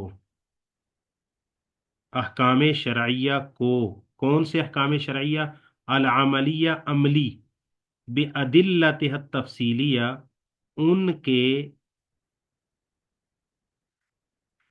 تفصیلی دلائل کے ساتھ. یہ ہو گیا ایک ایک لفظ کا ترجمہ. تو پورا ترجمہ جب ہم اس کو با محاورہ کریں گے تو ہوگا معرفت الاحکام الشرعیت العملیت. اب دیکھیں میں با محاورہ ترجمہ کرنے لگا ہوں. شرعی عملی احکام کی معرفت، شرعی عملی احکام کو جاننا، بِأَدِلَّتِهَا التَّفْصِیلیَّةِ، ان کے تفصیلی دلائل کے ساتھ. اصطلاح میں فقہ کس کو کہتے ہیں؟ کہ شریعت کے یا شریعت کے جو عملی احکام ہیں ان کو جاننا، ان کی معرفت حاصل کرنا، بِأَدِلَّتِهَا التَّفْصِیلیَّةِ، ان کے تفصیلی دلائل کے ساتھ. چوتھی دفعہ ترجمہ کر رہا ہوں. معرفت الاحکام الشرعیت العملیت، یہ چونکہ موصوف صفت ہے تو ہم اس کا اکٹھا ترجمہ کریں گے شرعی عملی احکام کو جاننا، بأدلتها التفصیلیت، ان کے تفصیلی دلائل کے ساتھ. اچھا، اب اس تعریف کی ایک تو شیخ ابن عثیمین رحمہ اللہ وضاحت کریں گے، تو ہم اس کی اپنے الفاظ میں اگر وضاحت کریں تو وہ کہیں گے کہ بھئی معرفت کا کیا معنی ہے. معرفت کا مطلب ہے وہی ترجمہ، جاننا، پہنچنا، ٹھیک ہے. اور الاحکام، تو احکام ایک اصطلاح ہے. شرعی احکام یعنی یہ جو فقہ ہے اس میں شرعی احکام ڈسکس ہوتے ہیں. اس میں جو غیر شرعی احکام ہیں، مثال کے طور پر میتھمیٹکس کے احکام ہیں یا کوئی جغرافیے کے یا اس طرح کے جن کا تعلق شرعیت کے ساتھ نہیں ہے، شرع کے ساتھ نہیں ہے، تو وہ احکام فقہ کے مضمون سے اور اس کے موضوع سے باہر ہے. فقہ کا موضوع کیا ہے؟ احکام شرعیہ. احکام شرعیہ بھی کئی طرح کے ہیں. ایک کو کہتے ہیں اصول اور دوسرے کو کہتے ہیں فروع. اچھا، یہ میں نے اسی کے نیچے اصول اور فروع لکھ دیا ہے اصولی طور پر، تو مجھے یہ لکھنا چاہیے تھا کہ احکام شرعیہ جو ہے نا وہ دو طرح کے ہوتے ہیں. ایک ہوتے ہیں एक को कहते हैं ये उसूल और दूसरे को ये कहते हैं फुरू। अच्छा, ये जो उसूल है ना, ये अकायद पर बोला जाता है लफ्ज उसूलियों के यहाँ, और फुरू बोला जाता है जो अकायद के अलावा अहकाम व मसाइल है, जो अमली अहकाम उमूर से ताल्लुक रखते हैं। तो वो कहते हैं ये जो फिक्र है ना, फिक्र का मतलब होता है उन शरई अहकाम की मार्फत हासिल करना, उन तक पहुंचना, उनको जानना जिनका ताल्लुक बंदों के अमली मामलात से, आमाल से होता है। जो अकायद के साथ ताल्लुक रखते हैं वो भी फिक्र का मजमून नहीं है उसूलियों के यहाँ। ठीक है, हम तो ऐसा नहीं समझते, हम तो शेखुल इस्लाम ने तैमिया रहमहुल्लाह के मजहब पर हैं इस मसला के अंदर। ठीक है जी। और ये मजहब लफ्ज भी आप जानते ही होंगे कि ये राय को भी कहते हैं। ठीक है, इसीलिए कहते हैं मजहब फ़िक़ही, मजहब हनफी, मजहब शाफ़ई। तो वो यानी ये दीन के माना में नहीं बोला जा रहा, ये राय के बारे में बोला जा रहा है। तो ठीक है। अच्छा, तो एक को कहते हैं ये उसूल यानी अकायद, और दूसरे को कहते हैं ये फुरू। फुरू कहते हैं ये अमली अहकाम को, यानी जैसे नमाज है, रोज़ा है, ज़कात है, हज है, वसीयत है, वरासत है, निकाह है, तलाक है, जिहाद है, सैर है, कैदियों के अहकाम हैं, हुदूद के अहकाम हैं, और इसी तरह और जिनायात के और दूसरी चीज़ें जिनका भी ताल्लुक इंसान की अमली ज़िंदगी से है, चाहे वो इबादात से ताल्लुक रखती हूँ, चाहे वो मामलात से ताल्लुक रखती हूँ, तो उनको वो फुरूई मसाइल कहते हैं, फुरू कहते हैं। और अकायद को यानी अल्लाह के बारे में अकीदा, अल्लाह के अस्मा व सिफ़ात के बारे में अकीदा, अल्लाह ताला की ज़ात के बारे में अकीदा, अल्लाह की रबूबियत, उलूहियत, तौहीद वगैरह। इसी तरह अकीदा रिसालत, अकीदा मलाइका, अकीदा बाबत मलाइका, और अकीदा आखरत, और इसी तरह और जो चीज़ें अकायद से और गैबियात से और मेटाफिजिक्स से ताल्लुक़ रखती हैं, तो वो अहकाम यानी फ़िक़्ह की डोमेन से बाहर है। उसूल यानी उसूलियों के यहाँ ये जो तक़सीम की है उसूलियों ने, तो उनके यहाँ यानी जमहूर मतलब अक्सर ही ये समझते हैं कि भाई जिसको फ़िक़्ह कहते हैं ना, आप कहते हैं कुतुबुल फ़िक़्ह या फ़िक़्ह की किताबें, या फ़िक़्ह हनफी, फ़िक़्ह शाफ़ी, फ़िक़्ह मालिकी, फ़िक़्ह ज़ाहिरी, फ़िक़्ह अहलिल हदीस, तो वो उसमें डिस्कस करेंगे जो अमली अहकाम के साथ चीज़ें ताल्लुक़ रखती हैं, जैसे मैंने मिसालें दी, नमाज, रोज़ा वगैरह। अच्छा, जिसको वो मिसाल के तौर पर अब अल्लाह ताला के मुस्तवी अलल अर्श होने का मसला है, तो भाई ये फ़िक़्ह की किताबों का मज़मून या मौजू नहीं है उनके नज़दीक। इसी तरह आखिरत का अकीदा है, जन्नत जहन्नम और फरिश्तों के बारे में। ईसा अलैहिस्सलाम जो है वो बाक़ायदे हयात हैं, ईसा अलैहिस्सलाम दोबारा तशरीफ़ लाएंगे, और इस तरह की जो भी चीज़ें बंदे के अकीदे के साथ ताल्लुक़ रखती हैं और अकायद के साथ ताल्लुक़ रखती हैं, तो वो फ़िक़्ह का मज़मून नहीं है, मैं फ़िक़्ह का मौजू नहीं है। फ़िक़्ह का मौजू क्या है? शरीयत के वो शरई अहकाम व मसाइल जो इंसान के बंदों के अमल के साथ ताल्लुक़ रखते हैं। ठीक है, तो इनको जानना इनके तफसीली दलाइल से। तफसीली दलाइल क्या हैं? तफसीली दलाइल असल में तफसीली दलाइल समझने से पहले ना इजमाली दलाइल का समझना ज़रूरी होता है, वो आगे आ जाएगा, तो वहाँ पर मैं तफसीली और इजमाली की बात आपके सामने रख दूंगा। तो सिर्फ 5 मिनट दे दें, आज क्लास भी लेट शुरू हुई थी।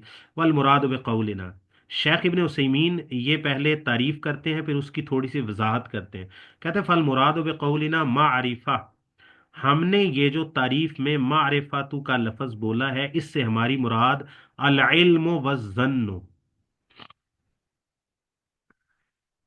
कहते हैं कि हमने मारिफा बोलकर मुराद लिया है यकीन और जो जन है। इल्म होता है, इल्म जो है वो यकीन को कहते हैं कि एक यकीनी मसला है। मिसाल के तौर पर भाई नमाज फर्ज है, ये है तो अहकाम अमलिया से ताल्लुक़ रखता, लेकिन ये हम यकीन के साथ कहते हैं कि ये मसला जो है वो ऐसे ही है। एक और मसला है कि भाई कुनूते वित्र को रुकू से पहले करना हाथ उठाए बगैर हालते क़याम में, ये औला है या कि रुकू के बाद हाथ उठाकर कुनूते नाज़िला की तरह करना ये औला है। अब यहाँ पर हम कहेंगे कि भाई हमारे नज़दीक राजिह ये है, ये मैं مسئلہ بھی ویسے ہمارے نزدیک یہی ہے، لیکن کوئی بھی جو میں مثال دوں کسی چیز کو سمجھانے کے لیے تو وہ آپ نے یہ نہیں سمجھنا کہ یہ میں مسئلہ بیان کر رہا ہوں. تو ہم کہتے ہیں کہ بھئی دیکھیں اس میں راجح اور اولا یہ ہے کہ یہ رکوع سے پہلے کیا جائے. اچھا، اب یہ جو ہم کہہ رہے ہیں کیا ہم یقین اور علم کے ساتھ کہہ رہے ہیں؟ یعنی ہمیں یقین ہے اس مسئلے کا کہ یہی مسئلہ صحیح ہے، دوسرا مسئلہ غلط ہے، یا دوسرا مسئلہ مرجوح ہے 100% اس کی کوئی دلیل نہیں ہے. نہیں، ہم ایسا نہیں کہتے. ہم کہتے ہیں کہ ہمارا رجحان اس طرف ہے، ہمارے نزدیک اولویت اس کو حاصل ہے، ترجیح اس کو حاصل ہے، لیکن دوسرے مسئلے کو بھی ہم کلی طور پر باطل نہیں کہہ سکتے یقینی طور پر. ٹھیک ہے، ہم دلائل کی بنیاد پر اس مسئلے کو راجح مانتے ہیں. اور شیخ الاسلام ابن تیمیہ اور بہت سارے علماء اور حنابلہ وہ رکوع کے بعد والے کو قنوت وتر میں اولا مانتے ہیں. تو کچھ فقہی احکام وہ ہوتے ہیں کہ جس میں آپ یقین کے ساتھ بات کرتے ہیں، اور کچھ میں ایسے ہوتے ہیں کہ جس میں آپ جس کو کہتے ہیں احتیاط کے ساتھ بات کرتے ہیں. آپ دلائل کی بنیاد پر ایک مسئلے کے رجحان کی طرف جاتے ہیں، یعنی آپ کے نزدیک وہ مسئلہ وزنی معلوم ہوتا ہے، لیکن دوسرے کو بالکل آپ رول آؤٹ نہیں کرتے. تو کہتے ہیں کہ جب ہم معرفہ بولتے ہیں نا کہ فقہ نام ہے شریعت کے عملی احکام کو ان کے تفصیلی دلائل سے معرفت کا، تو کہتے ہیں جب ہم معرفت بولتے ہیں تو اس میں وہ بھی آ جاتا ہے جو یقینی سطح پر ہمیں کسی مسئلے کا علم ہو. جیسے میں نے کہا نماز فرض ہے، 5 نمازیں فرض ہیں، اس طرح رمضان کے روزے فرض ہیں. اب یہ آپ ہے تو یہ فقہ کا مسئلہ، لیکن یہ آپ یقین کی بنیاد پر کہہ رہے ہیں. اور کچھ ایسے مسئلے ہوتے ہیں جو علماء کے درمیان اختلافی ہوتے ہیں، دونوں طرح دلائل موجود ہوتے ہیں، دونوں طرف دلائل موجود ہوتے ہیں. ٹھیک ہے، تو وہاں پر پھر آپ رجحان کی طرف جاتے ہیں. ٹھیک ہے، تو وہ آپ کا ایک رجحان ہوتا ہے. تو کہتے ہیں ہم نے جب معرفہ بولا تو اس میں علم یعنی وہ یقین بھی آ گیا جو آپ یقین کی حد تک کسی مسئلے تک پہنچتے ہیں، اور اس میں ظن بھی آ گیا جس میں آپ کو کوئی رجحان ہوتا ہے لیکن آپ یقین کے ساتھ اس ایک ہی مسئلے کو جو ہے وہ صحیح یا دوسرے کو غلط نہیں کہہ رہے ہوتے. معرفہ تو کہتے ہیں یہ والمراد بقولنا معرفہ، ہمارے معرفہ قول سے مراد العلم والظن، علم اور ظن دونوں ہیں. لأن ادراک الاحکام الفقہیۃ قد یکون یقینیا. میری یہ عادت ہے کہ جو بات آگے کتاب میں آ رہی ہوتی ہے وہ پہلے پوری سمجھانے کی کوشش کرتا ہوں، پھر بعد میں آپ کتاب سے آرام سے گزر جائیں. تو یہی بات شیخ ابن عثیمین کی میں آپ کو پہلے سمجھا چکا ہوں. کہتے ہیں ان ادراک الاحکام الفقہیۃ، کیونکہ جو فقہی احکام کا ادراک ہوتا ہے نا ان تک آپ پہنچتے ہیں. قد یکون یقینیا، کبھی کبھار وہ آپ کا ادراک، آپ کی تحقیق یقینی سطح کی ہوتی ہے، یقینی سطح کی ہوتی ہے. وقد یکون ظنیا، اور کبھی کبھار وہ ظنی ہوتی ہے. ٹھیک ہے، اس میں دوسری طرف کا بھی ثواب کی امکان موجود ہوتا ہے. ٹھیک ہے، جب ہم یہ کہتے ہیں کہ بھئی رکوع کے بعد قنوت وتر ہونا چاہیے یا رکوع سے پہلے، تو ہم رکوع سے پہلے والے کو ترجیح دیتے ہیں اور اسی کے دلائل ذکر کرتے ہیں، لیکن دوسرے کو ہم بالکل رول آؤٹ نہیں کرتے، باطل نہیں قرار دیتے. ہم کہتے ہیں اس میں بھی ثواب کا امکان، یعنی اس میں بھی درستگی کا امکان موجود ہے. ہمیں یہ سمجھ آیا ہے فی الحال، ہم دلائل کی بنیاد پر اس نتیجے پر پہنچے ہیں. لیکن ہم یہ کہیں کہ بھائی بالکل باطل ہے، اس کی کوئی دلیل ہی نہیں ہے، کوئی ایسے ویسے، تو نہیں. ہم کہتے ہیں وہ جو دلائل پیش کیے جاتے ہیں ہمیں وہ سمجھ نہیں آتا کہ اس سے یہ مسئلہ بنتا ہے. ٹھیک ہے جی، قنوت نازلہ کے ساتھ اس کو موافق کرنا یا جو بھی. تو کہتے ہیں جو فقہی احکام کا ادراک ہوتا ہے نا، یہ کبھی کبھار تو یقین کی سطح کا ہوتا ہے اور کبھی کبھار اس میں ظن ہوتا ہے، رجحان ہوتا ہے آپ کا. کما فی کثیر من مسائل الفقہ، جیسے کہ بہت سارے فقہی مسائل میں ایسا ہوتا ہے. ایسا ہوتا ہے تو تبھی ایک فقیہ ایک مسئلہ پہلے کہتا ہے، بعد میں اسے رجوع کر لیتا ہے، یا بعد میں توقف اختیار کر لیتا ہے، پہلے ایک فتویٰ دیتا ہے بعد میں اسے رجوع کر لیتا ہے، چونکہ وہ یقینی سطح کا نہیں تھا. لیکن کیا دنیا کا کوئی فقیہ اس بات سے رجوع کر سکتا ہے کہ بھئی نمازیں 5 نہیں ہیں 4 ہو گئی ہیں، یا نماز جو ہے وہ فرض نہیں ہے، یا حج زندگی میں ایک دفعہ نہیں فرض، جتنی دفعہ استطاعت اتنی دفعہ فرض ہے؟ کوئی شخص یہ کہہ سکتا ہے؟ نہیں. کوئی شخص یہ نہیں کہہ سکتا کہ بھئی مومن عورتوں پر حجاب فرض نہیں ہے. وہ ہر شخص یہ کہے گا حجاب فرض ہے. ہاں، اختلاف کہاں آئے گا کہ چہرہ چھپانا علی الوجوب حکم ہے یا علی الاستحباب حکم ہے. اس میں فقہا کا صحابہ کا سلف کا اس میں، اور آج بھی اختلاف اس میں موجود ہے، لیکن جو ایک قول کی طرف جائیں گے کہ واجب اور فرض ہے یا دوسرے مستحب کی طرف، تو وہ اپنے دلائل کو رجحان کی بنیاد پر لے رہے ہوں گے، یہ نہیں کہ وہ یقین کی بنیاد پر کہہ سکتے۔ لیکن پردے کی بذات خود پردے کا فرض ہونا کوئی عالم دنیا کا نہیں کہہ سکتا، کوئی مسلمان نہیں کہہ سکتا کہ مومن عورتوں پر پردہ فرض نہیں ہے، تو کوئی مسلمان نہیں کہہ سکتا، کوئی اسلامی فکر والا نہیں کہہ سکتا۔ ہاں غامدی صاحب کہہ سکتے ہیں، تو چونکہ ان کی فکر اسلامی نہیں ہے تو ان کا کہنا یہ حق بنتا ہے نا، ان پر لازم ہے کہ یہ وہ بات کہیں، کیونکہ ان کی فکر اسلامی نہیں ہے، اورینٹلسٹ ہے، معتزلہ کے امام ہیں۔ والمراد بقولنا الاحکام الشرعیہ، کہتے ہیں جو ہم نے تعریف میں احکام شرعیہ کہا، کہتے ہیں اس سے ہماری مراد الاحکام المتلقات من الشرع کالوجوب والتحریم، وہ احکام ہیں المتلقات جو حاصل شدہ ہیں، حاصل شدہ، المتلقات جو حاصل کیے گئے ہیں، تلقا یا تلقا سے یہ اسم مفعول کا صیغہ ہے، المتلقات جو حاصل کیے جاتے ہیں، من الشرع شریعت سے، شرع شریف سے، کل وجوب و تحریم جیسے کسی چیز کا واجب ہونا یا کسی چیز کا شریعت میں حرام ہونا، فخرج به الاحکام العقلیہ، تو اس سے احکام عقلیہ خارج ہو گئے جن کا تعلق عقل سے ہوتا ہے، کہ ما کمعرفت ان الکل اکبر من الجزء، والاحکام العادیہ کمعرفت نزول الطل فی اللیلۃ الشاتیۃ اذا کان الجو صحفا۔ اچھا، کہتے ہیں کہ جیسے اس بات کا جاننا ہر بندہ ہی جانتا ہے کہ بھئی جو کل ہوتا ہے نا وہ جز سے بڑا ہوتا ہے، ایسے ہے نا۔ شیخ صاحب ابھی 1 منٹ کے لیے آواز آپ کی غائب ہو گئی، ابھی آواز آ رہی ہے؟ اب تو آ رہی ہے جی آ رہی ہے استاد۔ ہاں، اب دیکھیں یہ ایک میں نے دائرہ بنایا تو اس کو 4 حصوں میں تقسیم کیا ہے۔ اب یہ جو دائرہ ہے نا یہ ہے کل، اور یہ جس کو میں نے کلر کیا ہے یہ ہے اس کا جز، اس کو ہم کہیں گے اپنی اصطلاح میں، مطلب یہ روبو ہے، الروبو۔ تو کہتے ہیں یہ عقل سے معلوم بات ہے، جیسے آپ کہتے ہیں 2 × 2 4 ہوتے ہیں، ٹھیک ہے، 5 نہیں ہو سکتے، 3 نہیں ہو سکتے، اسی طرح یہ بات عقل سے معلوم ہے کہ کل ہمیشہ اپنے جز سے بڑا ہوتا ہے، کیونکہ جو جز ہے وہ اس کل سے ہی تو نکلتا ہے، تو کل بڑا ہوگا اور جز چھوٹا ہوگا، یہ ایک عقلی بات ہے، تو اس کا بھی احکام شریعت کے ساتھ کوئی تعلق نہیں ہے۔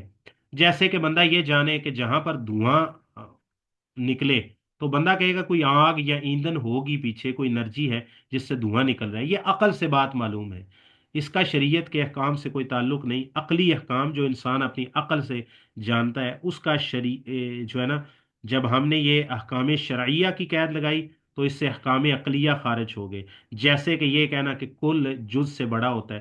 والاحکام العادیہ، تو اور احکام عادیہ جو ہے وہ کمعرفت نزول الطل فی اللیلۃ الشاتیۃ اذا کان الجو صحوا، جیسے وہ کیا اس کو بولتے ہیں، اوس، اور اوس کا اترنا فی اللیلۃ الشاتیۃ سرد رات میں، اذا کان الجو صحفا، جب فضا بالکل صاف شفاف ہو، تو کہتے ہیں یہ ایک عقلی بات ہے، جب فضا میں ہوا میں نمی زیادہ ہوگی اور ہیومیڈیٹی نمی زیادہ ہوگی اس کے اندر، تو اس وقت ظاہر ہے رات کے وقت جو ہے وہ دھوپ بھی نہیں ہوگی، تو رات کے وقت جو اوس ہوگی وہ اترے گی، ٹھیک ہے، اوس اترے گی، اوس کو اور کیا کہتے ہیں، ایک مشہور لفظ کیا ہے اس کے لیے؟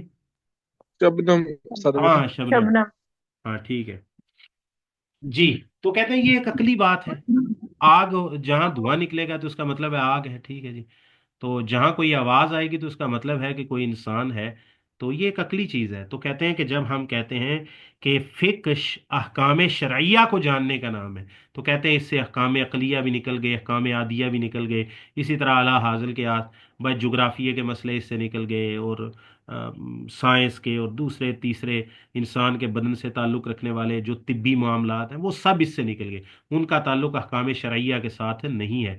احکام شرعیہ سے ان میں سے وہ مسئلہ آئے گا جس کا تعلق حلال و حرام، یا جس طرح مطلب طب میں سے کیا کسی حرام چیز کے ساتھ مطلب علاج کیا جا سکتا ہے کسی بیماری کا، تو اب یہ مسئلہ اگرچہ طب کا ہے، لیکن چونکہ اس میں حلال و حرام انسان کے استعمال کے ساتھ تعلق رکھتا ہے، انسان کے عملی زندگی سے، تو ہم کہیں گے کہ سنن نبی داود میں حدیث ہے کہ حرام چیز میں اللہ تعالیٰ نے تمہارے لیے شفا نہیں رکھی، تو وہاں پر بھی مسئلہ حرام و حلال کا بتا رہے ہیں، وہاں پر بھی یہ مسئلہ نہیں بتا رہے کہ فلاں جڑی بوٹی میں اس چیز کا علاج ہے اور فلاں جڑی بوٹی میں اس چیز کا علاج ہے۔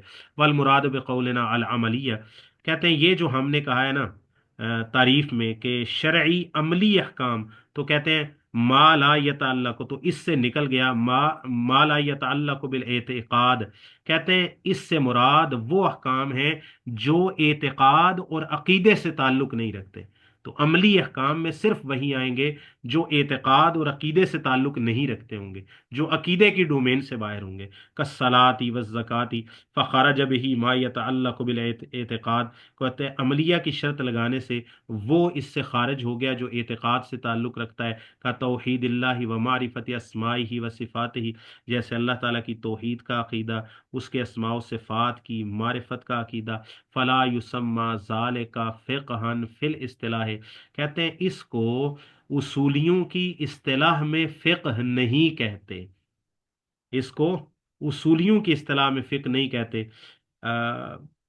تعریف کا آخری جملہ والمراد بقولنا بادلتہ التفصیلیہ، ہم نے جو کہا کہ ادلہ تفصیلیہ سے شرعی عملی احکام کو جاننے کا نام یا ان کی معرفت کا نام یہ فقہ ہے، تو کہتے ہیں ادلہ تفصیلیہ سے کیا مراد ہے؟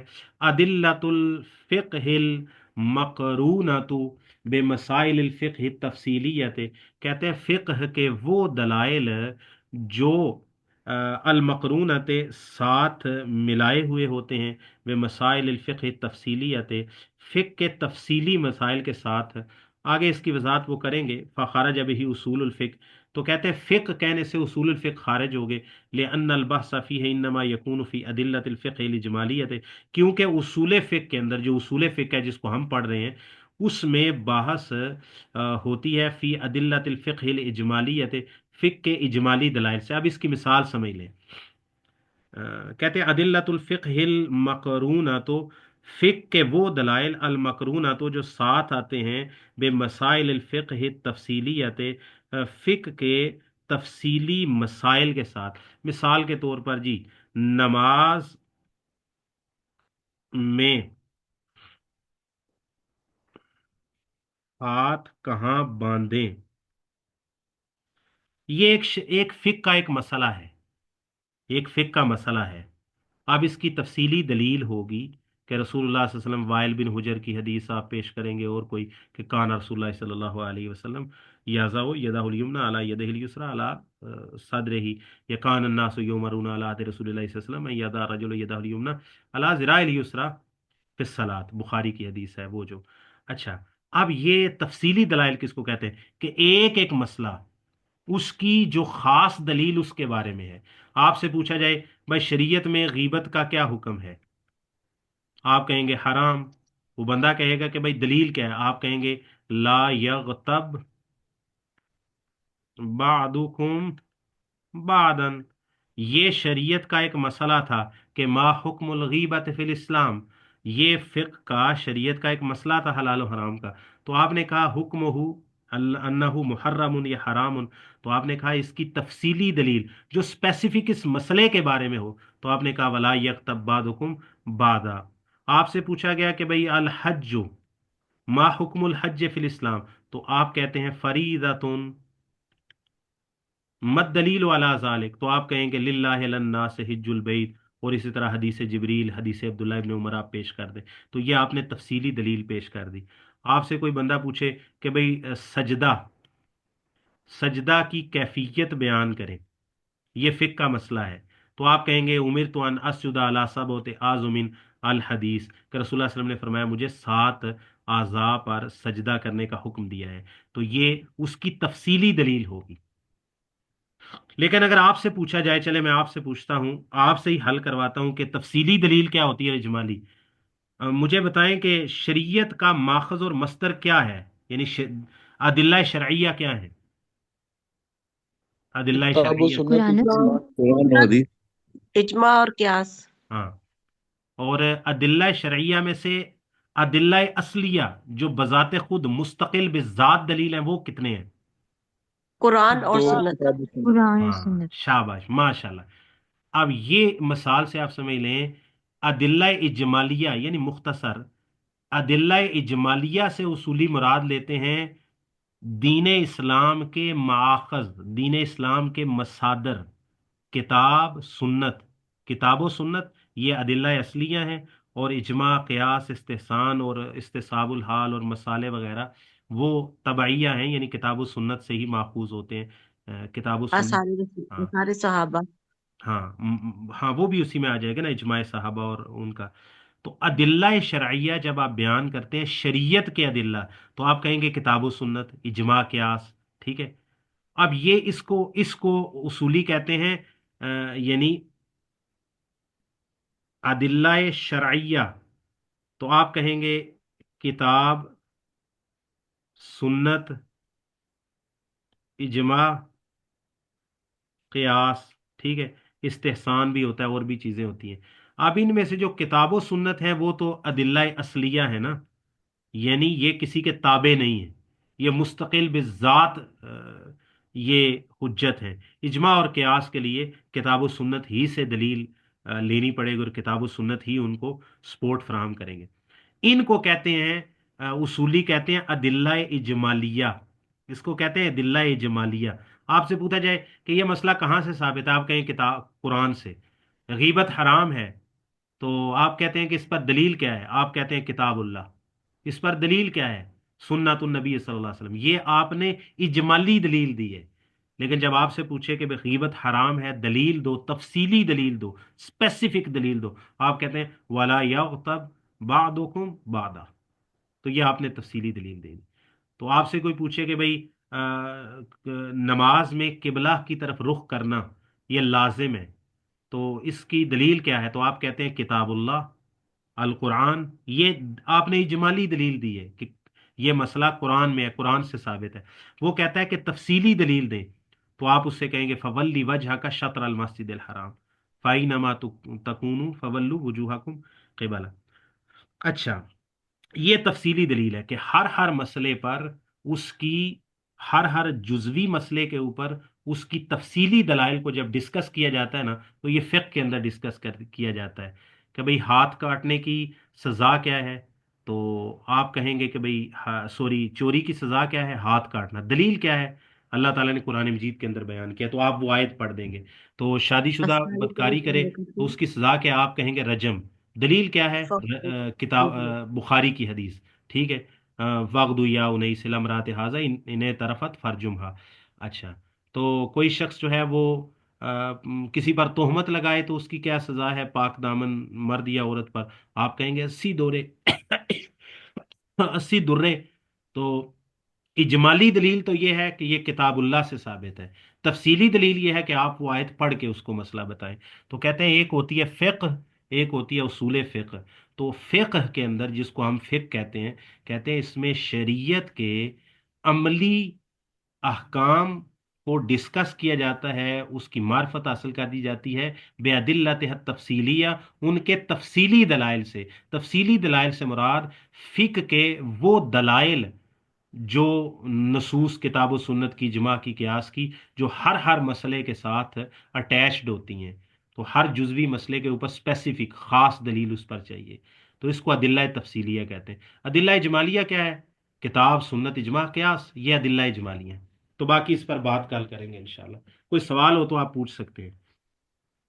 तो मतलब यानी इसमें दो चीजें होगी ना, एक तो वो जो फिकिया के असूल होते हैं, और हाँ, वो भी हम दूसरी बात करेंगे, वो भी हम बात करेंगे कि वो कवायद फिक़हिया जो कल होती है इसको ना, दोबारा समझाना चाहिए। हाँ, वो उस पर भी हम बात करेंगे कल।